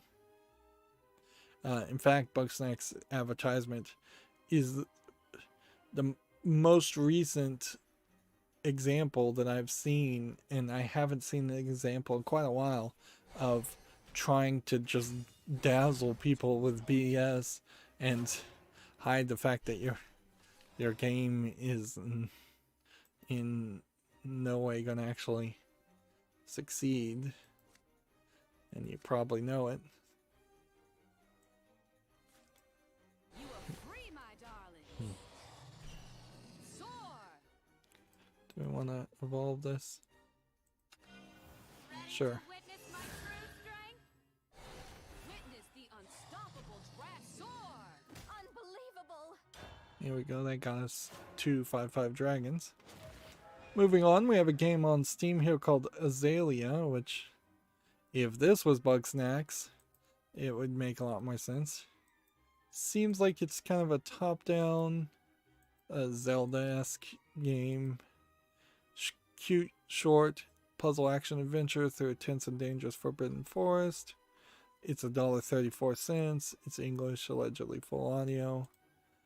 I'm going to put that on the fall list. That's an easy choice. Whereas Bugsnax, we will see in a second, I imagine is on Steam. And it's probably a lot more expensive. Here's the Gametsu article I was talking about. Switch bundle with Mario Kart 8 Deluxe and 3 months of online membership headlines the Black Friday days. Not 100% sure this isn't the old Switch. You also have to consider that the whole Joy-Con drift issue is still an issue, so, and I'm not sure even if you got the newest version of the newest model of the Switch that has actually been addressed. Mario Kart 8 is a fine game, but it's also kind of online dependent. It's selling for $2.99. Let's see. At what company? Apparently several companies. Yeah. So there's... Victory is exhilarating. That's probably the best deal you're gonna get. I'd love to get a Switch, certainly, but I don't think I can justify the price. Yeah, I think it's fairly hard, even if you're buying a Switch for a kid, to justify the price. Alright, well, we don't have anything we need to do now. Of course, there's been weeks worth of daily quests I've missed out on. So we'll just get victories to get the treasure chests. And that's that. Here we have a game on Steam called Cyberpunica 2020, which is a jigsaw puzzle with some anime characters, and an anime maid. Just kind of a low effort Chinese game, I guess. Would be my guess. It's $1.19. It's English only, so maybe not Chinese, maybe just a low effort Western game. All of these anime images could be stolen or pre-purchased or like bought. And incredibly simple jigsaw puzzles being shown. And it definitely is very vertical, which implies that this is almost certainly a cell phone game first and foremost. Next we have a game on Steam called Drilly Willis, which looks like it's a joke game.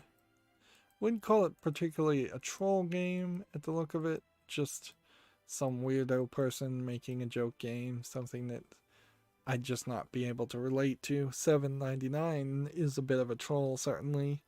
English full audio, so that's easy enough to ignore. It feels like when they are giving away free treasure chests, there are just people that disconnect to try to get you to win, but also it could just be that I'm having network connectivity issues, and that's why things are disconnecting. Next, we have a game on Steam here called Mason Brick Building. There's a level of visual softness on these 3D polygons that I would not generally expect, but there's a problem certainly around the idea of what looks like a 3D modeling software being sold as a game, particularly like the idea here, I imagine, is to be something sort of like Minecraft, but set in ancient Egyptian / Greek times. It doesn't seem like there are many options outside of those two times. And in a lot of ways, this might be more of a demo software being sold and an asset flipped. So you definitely wouldn't want something like Assassin's Creed to look like that. But if there was like a puzzle game and the characters looked like that and they were just standing around and they were like statues or frozen in time, that wouldn't be terrible. But as for what it's really selling as a 3D modeling software, you could do better by using a real 3D modeling software. And I don't know who really even has a desire to build only buildings based on old building mechanics. $8.99 English only. It's also fairly expensive. Next we have a game on Steam here called Dojoran, which looks like one of these Game Boy inspired platforming games. Very possibly a frustration platforming game, which in all fairness, a lot of the Game Boy games that were platformers probably were fairly frustrating also. They tended to not be anywhere as fair as they should be. Yeah, there's nothing here that interests me. $3.99 is a decent price though. English, Portuguese, Brazil, language, Portuguese, German, and Spanish from Spain. Let's see. Let's go ahead and kill that. Don't look so disappointed.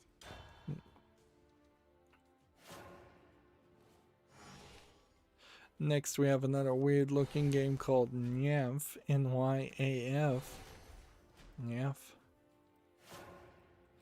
And if any of these videos or screenshots wanted to load in, we could see more of it. Find the hidden characters, find the hidden secrets, the hidden games, the hidden codes. So there's just apparently a ton of hidden stuff all throughout it. $5.32 English only. Just like None of the images want to load. So let's reload the page. That one. And then that one. Forest be at peace. Let's try this again. Hello there, dreamer. You can see these videos are all over the place. And typically when you see like these full motion video advertisements that aren't highlighting 100% of the graphics in the game, then 100% of the graphics in the game aren't that good. You can see some of these screenshots look just downright weird and awful and pointless. Like why even have a screenshot that is just a blob of colors like this? So, yep. Just a natural lack of quality there.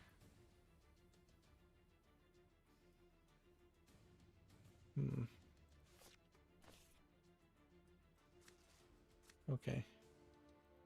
How do we want to do this? We want to probably kill this. Probably want to kill this. And then end the turn. Didn't play quite right there. Because I have 9 cards in my hand. Tech Raptor has an article here for the review of Assassin's Creed Valhalla, which is yet another game that I did not realize had come out.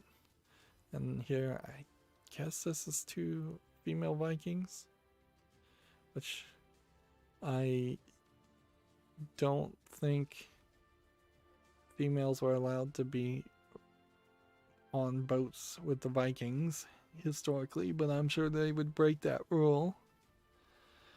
It's really weird for yet another Assassin's Creed game to come out and there not be much fanfare for it, but that they have definitely been coming out way too often and way too early. There was also a video, I don't know what it inherently was trying to prove, showing that there was weirdness around the idea that you just don't have a good animation for the characters in Watch Dogs Legion, a different Ubisoft game, when they walk and wade through water, compared to Assassin's Creed Black Flag, which is a much older Assassin's Creed game. So apparently that code in those animations in part had been done, and then they just got left on, they got forgotten about when the newer game came out. Of course, there's probably a good technical excuse as to why that was the case, but it certainly doesn't look as good as it should.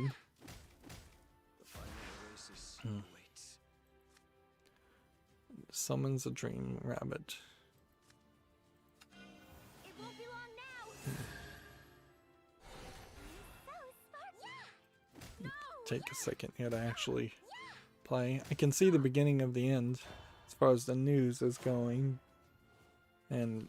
but still a whole bunch.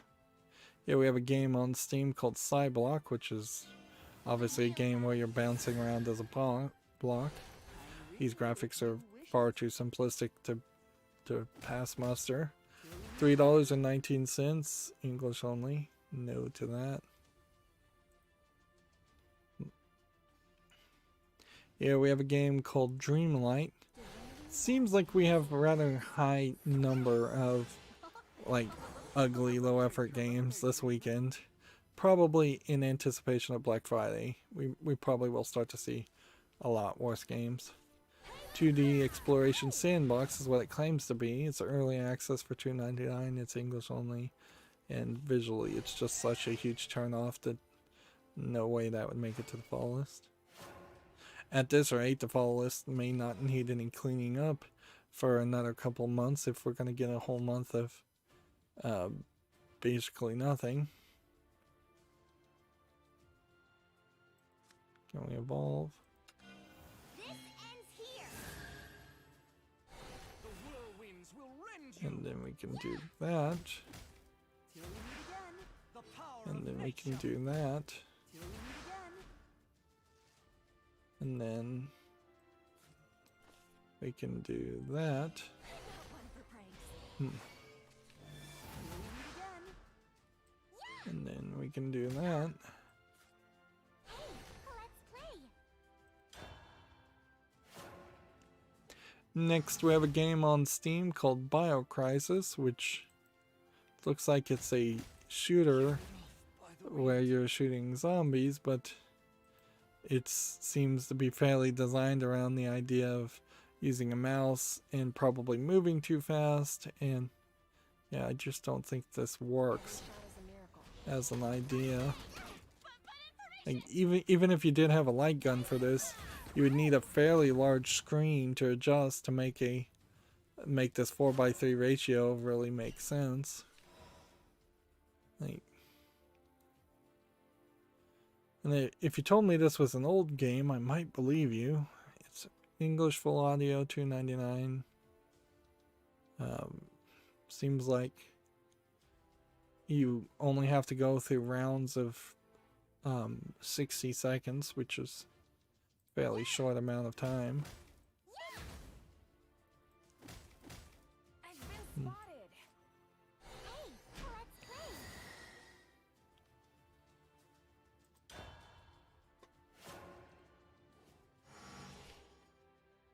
Let's see. Next, we have a game on Steam here called Cookie Store, and you can see all these anime-like characters are blinking. Of course, the problem here with having so many different people and having them blink at the same time and move is it becomes very visually distracting. But I imagine actually in the game you very rarely have more than 1 or 2 people on it. Seems like it's a match 3 type game, kind of like Honey Pop, with some visual novel and dating sim and casual romance or comedy, but it's instead $13.99 and maybe doesn't have any adult content. It's English and Polish. See, all characters 21. Suggestive scenes, dialogues, and jokes, and swimsuits. So, according to the description, all you would get is swimsuits here.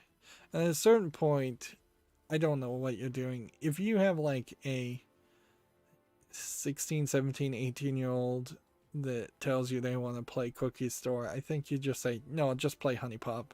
Just play Honey Pop and don't use the adult patch to see nudity, or play Honey Pop and use the adult patch at that point.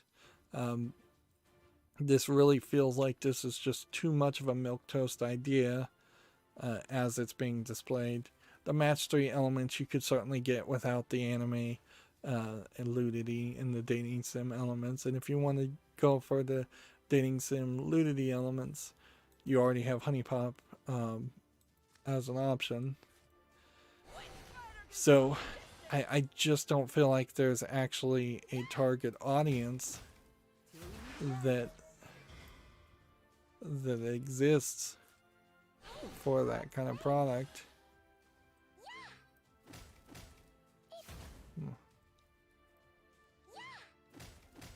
Should have seen this coming. There we go. But I will say Cookie Store, in fairness, looks fine, and I would like to play a Polish game, but I'm not gonna work backwards to play a Polish game in particular, but to play something so simplistic. So I'm gonna say no to that.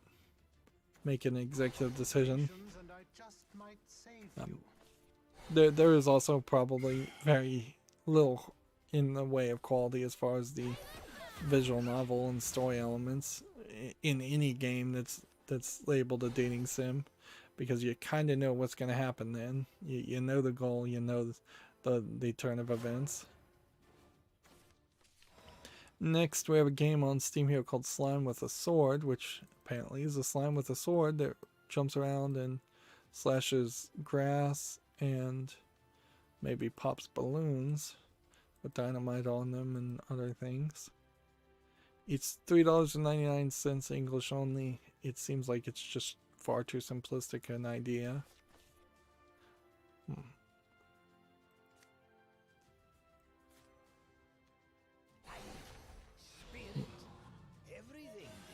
go. And then we do that. And then do that.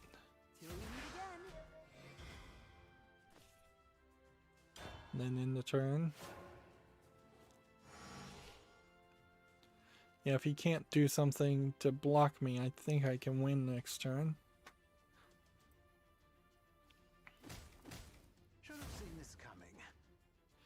See, next we have a game on Steam called Swing Dunk, which looks like it is basically Rocket League, but you're playing with characters that are apparently on like hoverboards, which there might be a bit of a twist to that idea. And you're swinging the ball over the place, dunking it more like a basketball.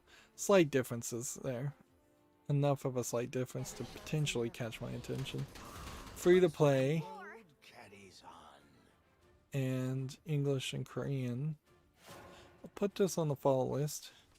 Of course, there's a high chance of failure on that also. Right. What can I do to get rid of do anything really? Are the brightest stars in the sky.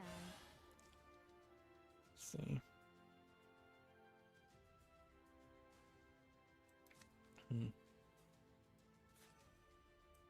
The forest abandoned me.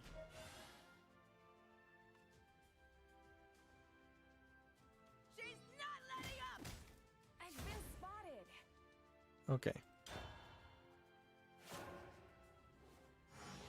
So if he can do 3 damage, he can win. If he can't, and I can take down this character and then attack with the other 2 characters, I win. But he definitely has 8 cards. Gamatsu has an article here. Ranshima Montagari Layerland Story Sojo no Yukujo remake is coming to the Switch on November 12th in Japan. It's currently available on PC via Steam. I don't recognize this game, so it must have been on Steam for a while. There's a remake from a 2009 PSP title. I'll look at the trailer and see if there's anything interesting to mention there. Almost certainly there isn't. Destroy an enemy or an amulet. You can kill that.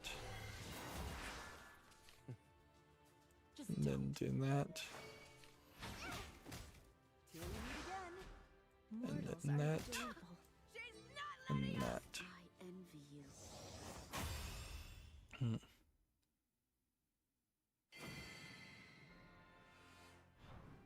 I did it! What stinks about these treasure chests, though, is that you only get them after a certain number of games, and it seems like the certain number of games seems to be fairly randomized.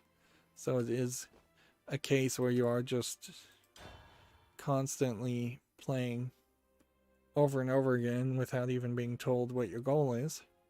Speaking of playing games, I was able to install the soft launch of Destiny Child spin-off game War. It's something War. Time for me to prove It's myself. definitely like a brand new game with no real polish on it. It has the Destiny Child characters in it, but then they're not drawn as lewd. They're censored outfits, and it is, for lack of a better term, I would describe it as a strategy tower defense game, where you tap a single button in the middle of the screen to summon characters randomly on a board. The characters will attack the creeping enemies from the left that are curving around to the right. They go up and then to the right and then down towards your leader. You can merge 1-star characters to get a randomized 2-star characters in most cases, although different characters sometimes do slightly different things. Then you merge the same 2-star characters to get a random 3-star character, and then you merge the random 3-star characters to get a 4-star character. There are 5 buttons on the bottom of the screen that represent the 5 different characters in your loadout, and you can upgrade their attacks on top of their attack being just upgraded because they're a 1-star, 2-star, or 3-star, or 4-star character. And then there's a button in the lower right corner that just gives a power boost based on your hero ability, and it seems like there's really only 3 heroes at the time. I'm playing it right now mostly because I'm bored, but even the very first time I played it, I was like, yeah, this is not going to work for me because you can't automate like you can in Destiny Child. There is nowhere near as much you can do in the game. There's nowhere near as much to collect. And what you would be collecting would be just the censored artwork of the same characters you have in the regular game. There's no real gacha elements that's interesting in it. And so, yeah, it just feels like they took a kind of generic game and put the Destiny Child art on top of it. And I imagine that's what everybody should have expected. There's no big surprise there. As for this game that I was talking about, let me click on that link and we'll mention it some more. I would still heavily recommend people playing Destiny Child if you're of age and okay with playing games that are mostly automated and or can be mostly automated and have a bunch of lewd characters and tell a really good story quite often. So here's that game on Steam. It seems to be mostly a fantasy game. There's some characters,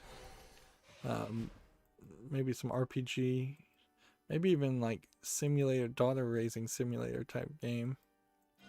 But you can kind of see if English is supported here, it is not being shown. Oh, but I do notice that in the language bar they have this labeled as a L as in language equals Japanese. So let's see what happens if we undo that. Yeah, when you take it out of the language being Japanese from Gematsu, it clearly says the English language not supported, Japanese and Chinese. So yeah, it definitely would make sense why this is not on the consideration list. Let's go ahead and play that. And then evolve that. It won't be long now. So sparkly. We'll hit that. Not gonna win in this turn, so we'll play a little defense.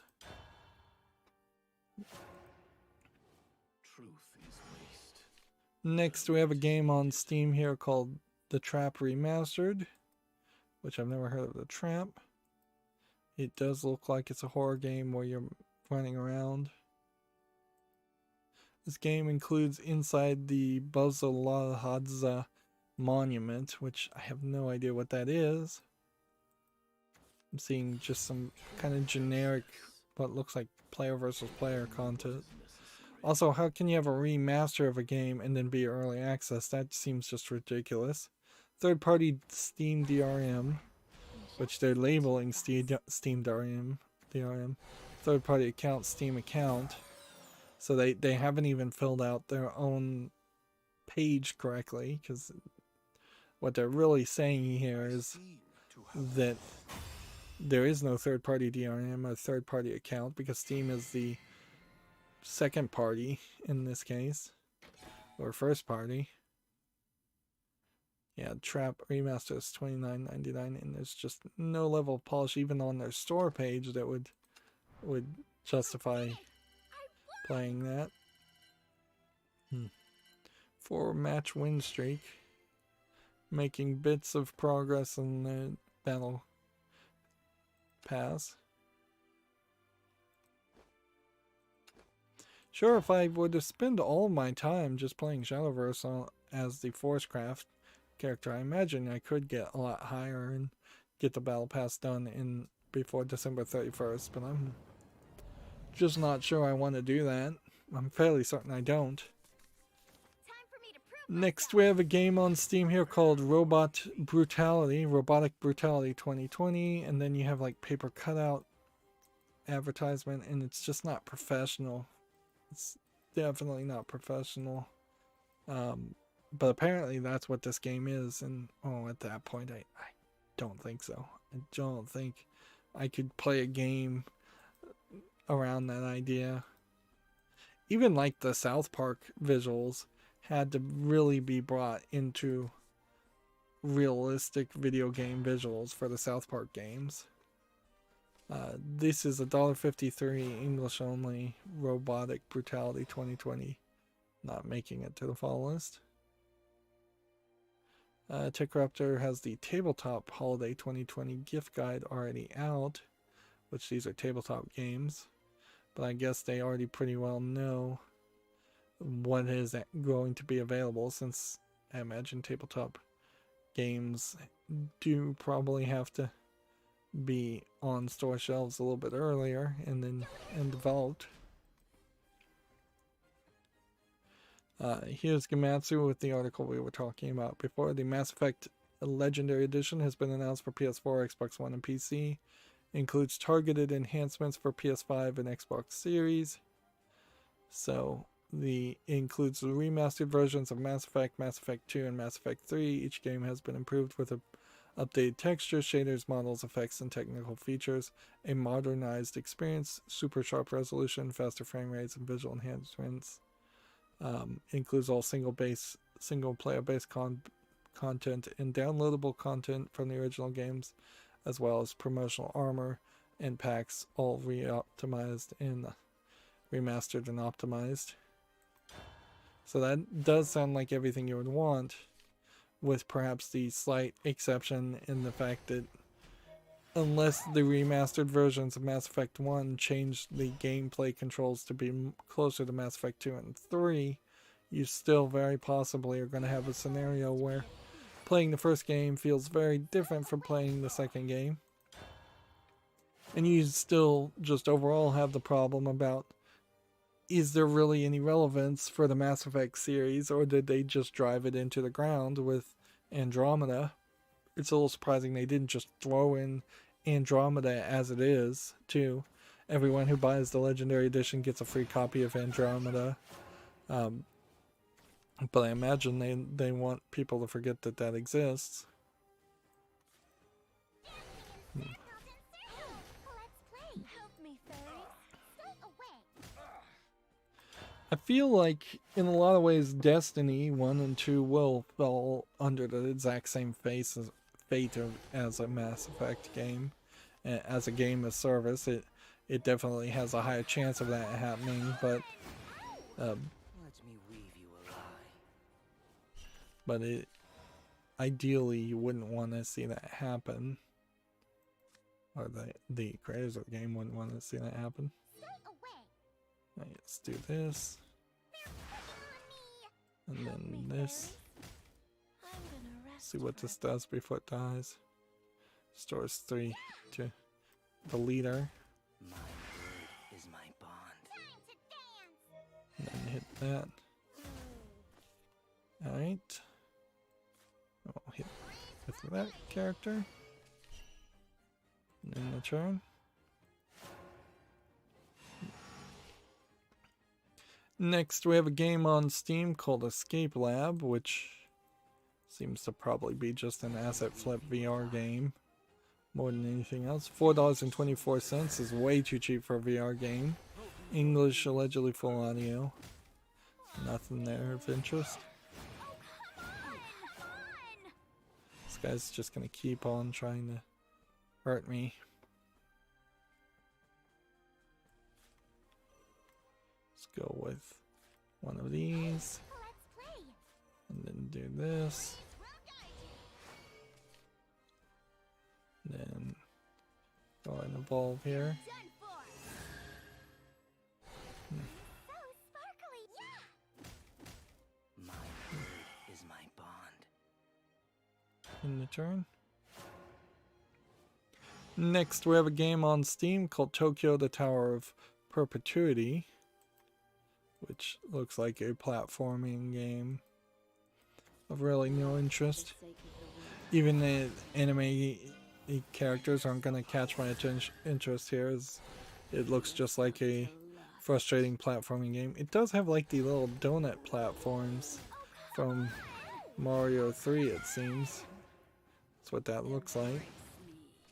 Early access, $9.99, English, Japanese, Chinese, and the anime characters aren't drawn particularly well either.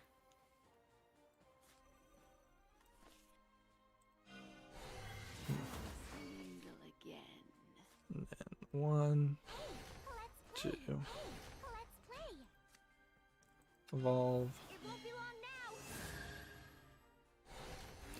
He's running out of cards, but I'm running out of life.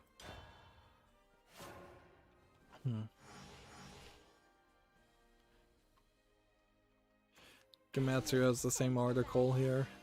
We're talking about Tokyo Tower of Perpetuity, so we don't really need to talk about that. Just say the word. See? Open wide. See? Open wide. Let me weave you a lie. Alright. See if we can win here. Pale beside me. 1. Let's play. Yeah, I've lost. Next we have a game on Steam here called Banana Hell, which seems like a frustration platform with a foul-mouthed banana. Yeah, I don't think there's anything here. I think this is just a frustration platformer with a bad attitude. $1.94 English full on you. In all fairness, there might have been in the 90s a point where I would have been all for a banana with a bad attitude as a concept, or a character with a bad attitude in general as a concept. I don't know if I really am in that same mentality, though, that I think I'd want to see any of that. At this point, I'd argue that there's just too many people all over the place, all over the world, that have bad attitudes, and it's no longer cool. It's gotten played out and boring. Next, we have a Gamatsu article here. Toho Doll Draft announced for PC. Toho project characters become dolls and battle it out. This kind of sounds like a cell phone game more than a real game. But apparently that's yet another Toho project game, which seem to be quite a lot of them out there. Here we have a point-and-click adventure game, which you don't see very many of those from Japan. Almost never do you see a point-and-click adventure game, which, in all fairness, half of the visual novels, had they been labeled point-and-click adventures or been closer to point-and-click adventures, that might have been more interesting. But it's called Needy Girl Overdose, announced for PC. Foster girl who with a need for approval and an internet obsession. Okay. I don't know if that has particularly an appeal to it.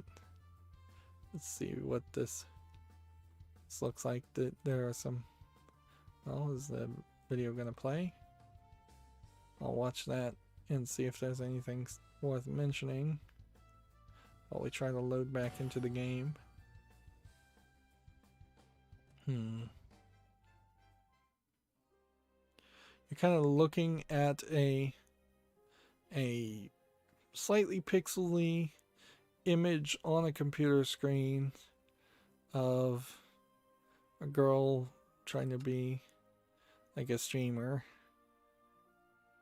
There was somebody I saw on one of the YouTube video game or computer PC master race groups that I follow saying, hey, I've got this computer, how can I make money with it? And I was about to say, I was thinking to myself, you know what? If you really want to make money on this computer that you spent $500 to maybe $1,500 on, the legitimate way to do that is to get a job that is a remote customer service job that you almost certainly would hate, where you would take phone calls and just file customer service complaints with. Of course, nobody suggests that. Everybody says get an OnlyFans account, become a video game streamer. Like, everybody, including me, certainly feels like that is the way that everybody is gonna be able to succeed, when in reality almost nobody succeeds that way, and the ones that do succeed almost always cheat. Yeah, as I'm watching this video, this girl seems to get severely harassed. Needy girl overdose. Just watching the trailer, which probably happens a lot. In all fairness, if I could manage to work a customer service job remotely without blowing my own brains out after about a month, I would consider doing that myself. But I did work a customer service job basically for 5 years, and it broke me mentally so much from it. But that is literally the only thing anybody wants to pay you to do, is to deal with other people that they don't want to deal with. In a weird way, a massive amount of the economy, I'd say around the world, is paying people the least amount possible to deal with other people that you don't want to deal with, because at the core of it, almost all jobs, all services, all offerings are slightly scammy. Whether it's a cell phone company that is ripping you off for data that they're nowhere near paying for it, and line upkeep that's nowhere that expensive, or whether it's some product that's being sold that the creators know is nowhere as good as they promise, or is defective completely, or a banking company that's ripping you off by charging you fees for doing literally nothing. And I could just give more and more examples. But moving on, we have a Gematsu article here. The 2D side-scrolling action RPG Lost Epic has been announced for PC.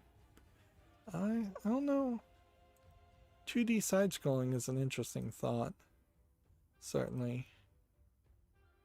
If this wants to load. Let's see. Well, I guess we have to do this. Then I guess we do that. And I guess we do that. Yep. I wanted this video to play, and I can look at the thumbnails.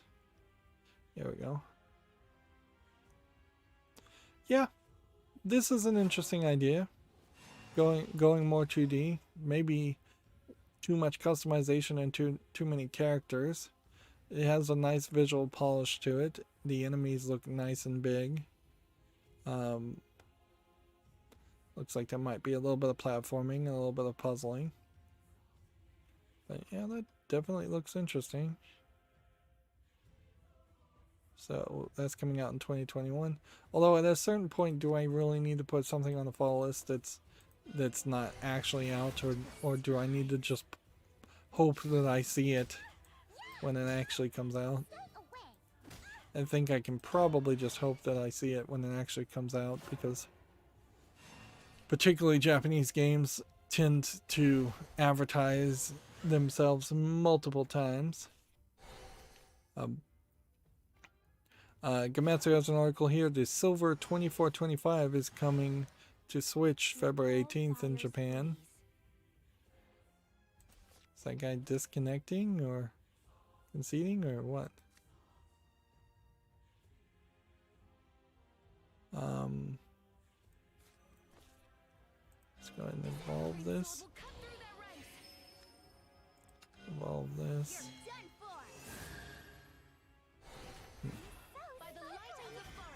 There we go. 1, 2, 3.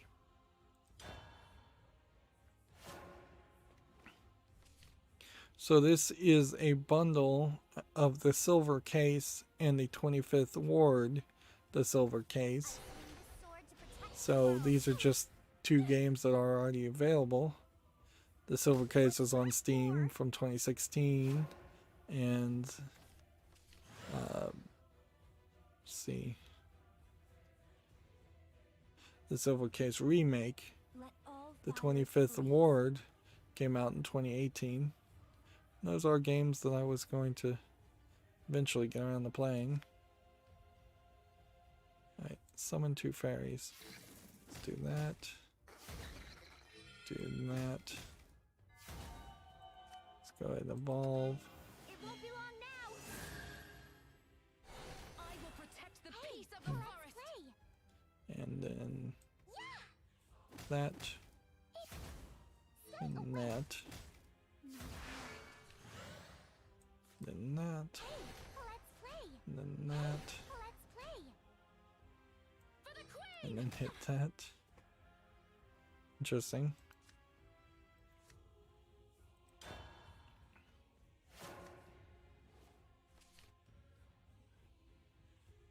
This guy just taking no damage.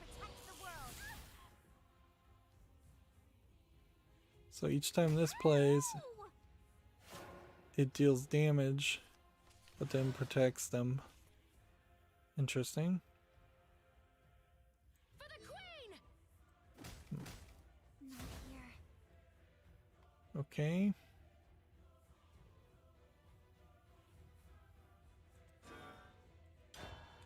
If I lose, I think that would be incredibly unfair for him to be able to play the exact same 3 characters.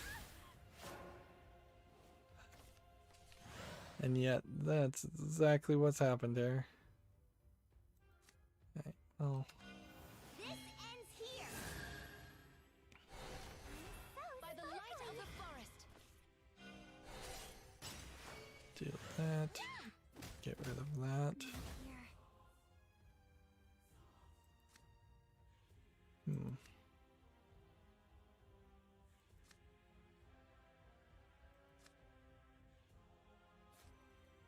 Leave this to me, fairy friends.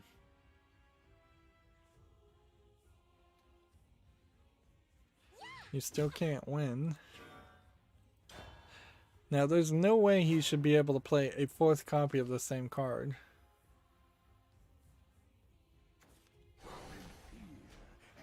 So instead he plays a completely different card. Can take more than 4 damage, can attack 3 times per turn. And then apparently that gave rush to this character. I won't waver. Whoa, you're strong. Wow. Well, see, that's some great ABS there.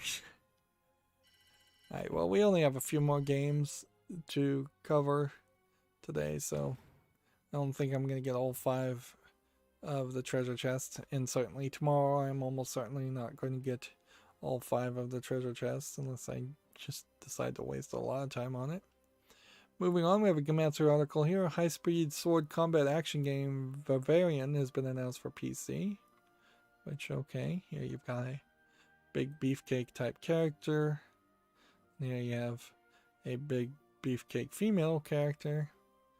I think I kind of like it. It's a little bit of a furry spin on it too, but man, boy do we see the same kind of standard normal character so often that a little variety is appreciated. Now, I do think there might be a danger here in that this might just be a combat game on a round platforming, and you may just fight against 4 or 5 characters and that's about it. There is also a danger that this could be a grindy game where you're just finding the same 4 or 5 characters over and over again. But what I'm saying, I'm not hating it. Not hating that idea. Made by a single Japanese developer.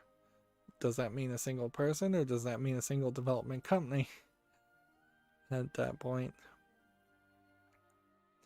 Well, that'll be interesting to see how that gets received when it comes out.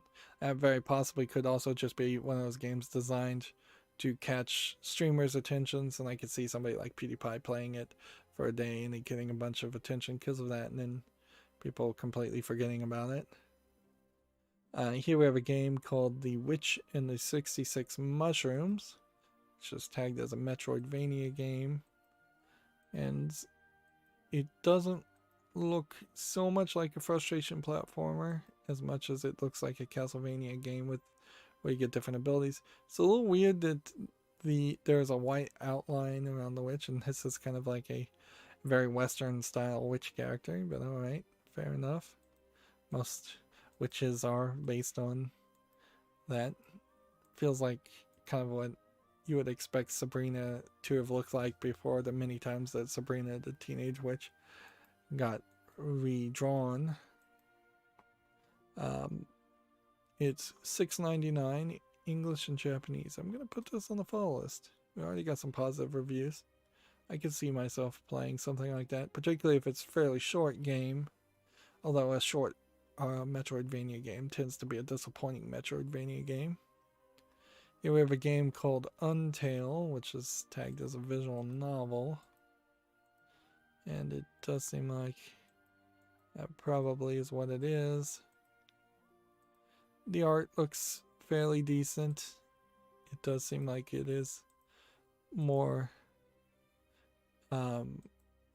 Western than Japanese for a visual novel, and that's always interesting. English full audio and Russian makes it a little suspect, but there's enough polish here to put it on the follow list and see. Of course, the bigger question about how many, if any, visual novels I cover is still yet to be resolved, and probably will never be fully resolved. Here we have a game on Steam called Shiro, which looks like it's pretty much a frustration platformer with spinning symbols. This might be a little too Japanese with the symbols being in Asian writing. I assume Japanese. This also just feels like it's too much frustration in general. Feels like there really is a game here. It's just one of the games that's not for me. I'm not seeing any real boss fights or anything, which might be a concern too. $4.24 English and Russian. And see, that is highly suspect as to why is a Russian developer or a Russian language game using imagery of Asian symbols. Although I guess in all fairness, a lot of Western companies also make games based around Asian culture. Next we have a game on Steam called Gold Dust, which looks like it is really just a Wolfenstein 3D mod. Yeah. The graphics here are just way too bad. See, if you told me this was an old game, maybe then I'd consider it, but then it still wouldn't have any relevancy because it's an old game I don't recognize and I don't think anybody else would recognize. It's 59 cents English only. That's easily dismissed. Got about 5 more tabs. Here we have a game called Inseparable. Or,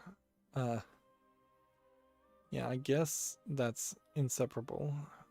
I almost thought it said Insparable. But, alright, I guess it's Inseparable. But to me, it looks mostly like just an asset flip game, low effort game. $2.39 English. I'm gonna just quickly dismiss it based on its visuals. Here we have a game on Steam called Pictioneer, which looks like a NES style Stardew Valley type game. Let's see. The idea of doing more Stardew Valley is probably not what I want to do. You can see it's mostly positive. It's early access, it's $19.99. It's English, Chinese, and Japanese. Although Chinese doesn't have an interface translated. This is just one of those games I have to give a pass to. If this looks interesting to you, by all means, it probably would work. If you love Stardew Valley, this probably would work. But there's a lot of other options if you like Stardew Valley, and I didn't like Stardew Valley at the core of it. Next, we have a game called Game Maker Series STEOS, Sour Song of the Bounty Hunter. That is a way too long of a title. And the game itself does not look particularly good. $9.99, English, Chinese, and Japanese. Take your pick on who you think made that bad game. Here we have a game on Steam called Dungeon of Nazarick, which looks like an actual NES game. And once again, it says it came out for 2020 as far as its release date, but that might be just like the PC release date of an old game. But it probably is brand new. $12.99 English only, way too expensive, way too old-fashioned. The camera is zoomed out way too much. This is a Ghouls and Goblins clone, obviously, or Ghosts and Goblins clone.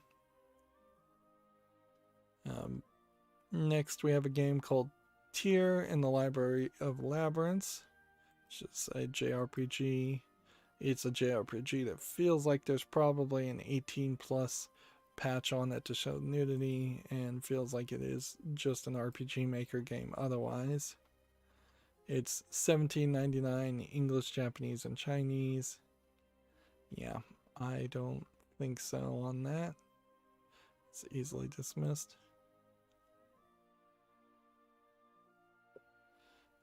I think we had mentioned this before, but OpenCritic has the article. Gamers will only be able to use 667 gigabytes of the PlayStation 5's SSD,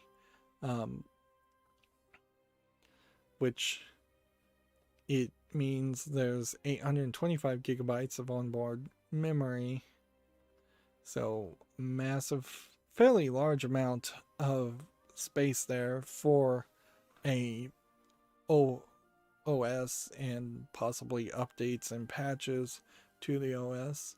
I wouldn't be surprised if actually of the 160 or so gigabytes that are being isolated to the operating system, I wouldn't be surprised if there is literally a core OS and then an updated space for updates and patches, and it just cycles between boot partition 1, then install the update to on partition 2, then boot to partition 2, and then when you get the next update, put it back to partition 1. And that might explain that 60 gigabytes for an operating system, particularly for a console, is much more reasonable than 160. But yeah, it's a little surprising. They also tore down the internal memory in the Xbox Series X, and hidden in the insides of the internal memory is a M2 stick that is just a Western Digital M2 stick. So theoretically, if you're willing to tear apart your Xbox Series X, you could put a bigger memory chip in there to have more space. You probably would have to use a data cloning software to clone the operating system and everything onto that. Also, you'd almost certainly have to use a physical adapter on the M2 stick, because it is a extremely basically non-standard for consumer short millimeter length. The M2 sticks have multiple millimeter lengths, and almost certainly you're going to get the longest one that's available, not the shortest one that's available. But they almost certainly, I haven't actually looked, but I can almost guarantee you that there is an adapter somewhere that will give you a little ribbon cable you can plug into the end of the M2 stick, and then you would have to make some kind of custom mount. Probably you would want to do some custom cooling for a larger M2 stick. What they're clearly showing there is that they do not intend for you to update or modify the internal memory in the Xbox Series X, and then they told you that directly anyways. So nobody should really be surprised with it. They expect you to use the probably overpriced external memory slot, which will probably work just as good as the internal memory anyways. Lastly, we have a game on Steam here called TV Show Trivia. Even though this visual polish is pretty good for a trivia game, I still don't think you'd really want to play a trivia game on Steam. 84 cents is a decent price, English. It's based on Simpsons, Game of Thrones, The Office, Star Trek, South Park, Grey's Anatomy, Sopranos, and Seinfeld. I'd argue that there's probably not as much overlap with fans of Grey's Anatomy as there are fans of South Park or Star Trek. In fact, Friends also probably not so overlapped. So yeah, there's not enough TV shows and not enough trivia really for that to really make sense. Let's see, that brings me to the Humble Bundles. Let's see if there's any new Humble Bundles. I'm gonna just reload the page just to be certain that there aren't any new Humble Bundles. Wouldn't be surprised if there aren't, and that there won't be until like Black Friday. And then that brings me to my Twitter feed, and I'll go down my Twitter feed very fast and we'll see if there's any big news. And then that will be the end of this stream. Yep. I've been complaining about the my hip hurting sitting in my chair, and I have like an air cushion, and I stupidly have just had it pumped up, and I thought to myself as I started streaming today, it's like, you know what, I probably could just get a little bit more support if there was a little bit less firmness there. So I let the air out a little bit, and then all of a sudden my hip feels a lot better. And that's very ridiculous to have taken me that long to think about that, because I've been increasingly in pain for 2 or 3 weeks, and I'm like, man, my hip is just getting worse and worse and worse, and I'm like, oh yeah, well that's my own fault, isn't it? Yeah, it doesn't look like there's any new video game news. I wouldn't be surprised if we just had a small burst of video game news this weekend, and then we start to slow down a bit. There was a lot of games that came out for Steam, but the vast majority of them don't seem like they were really good. See, YouTube Buddy, the plugin for YouTubers, has a new feature for the best time to publish, and I might follow some of that information next time I start doing some scheduling, which I haven't even really thought about doing some scheduling, frankly. And I imagine new content creators are going to get very randomized results there. And even particularly in my case, since I seem to basically get a whole different audience and a different audience very often based on every time I change to a different game that I've pre-recorded and covered. There's very little consistency, I think, that can be ascertained, because I honestly don't think there's just a lot of people that just like my content that I make. They want to see the specific games that interest them, and then they go away, and maybe they come back, maybe they don't.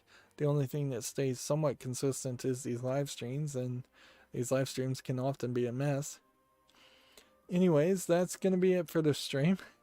As always, I ask you to like, share, subscribe, comment, and watch every second of my videos, because that helps me with YouTube. If you want a friend to follow me on any social media sites, there's a bunch of links down below.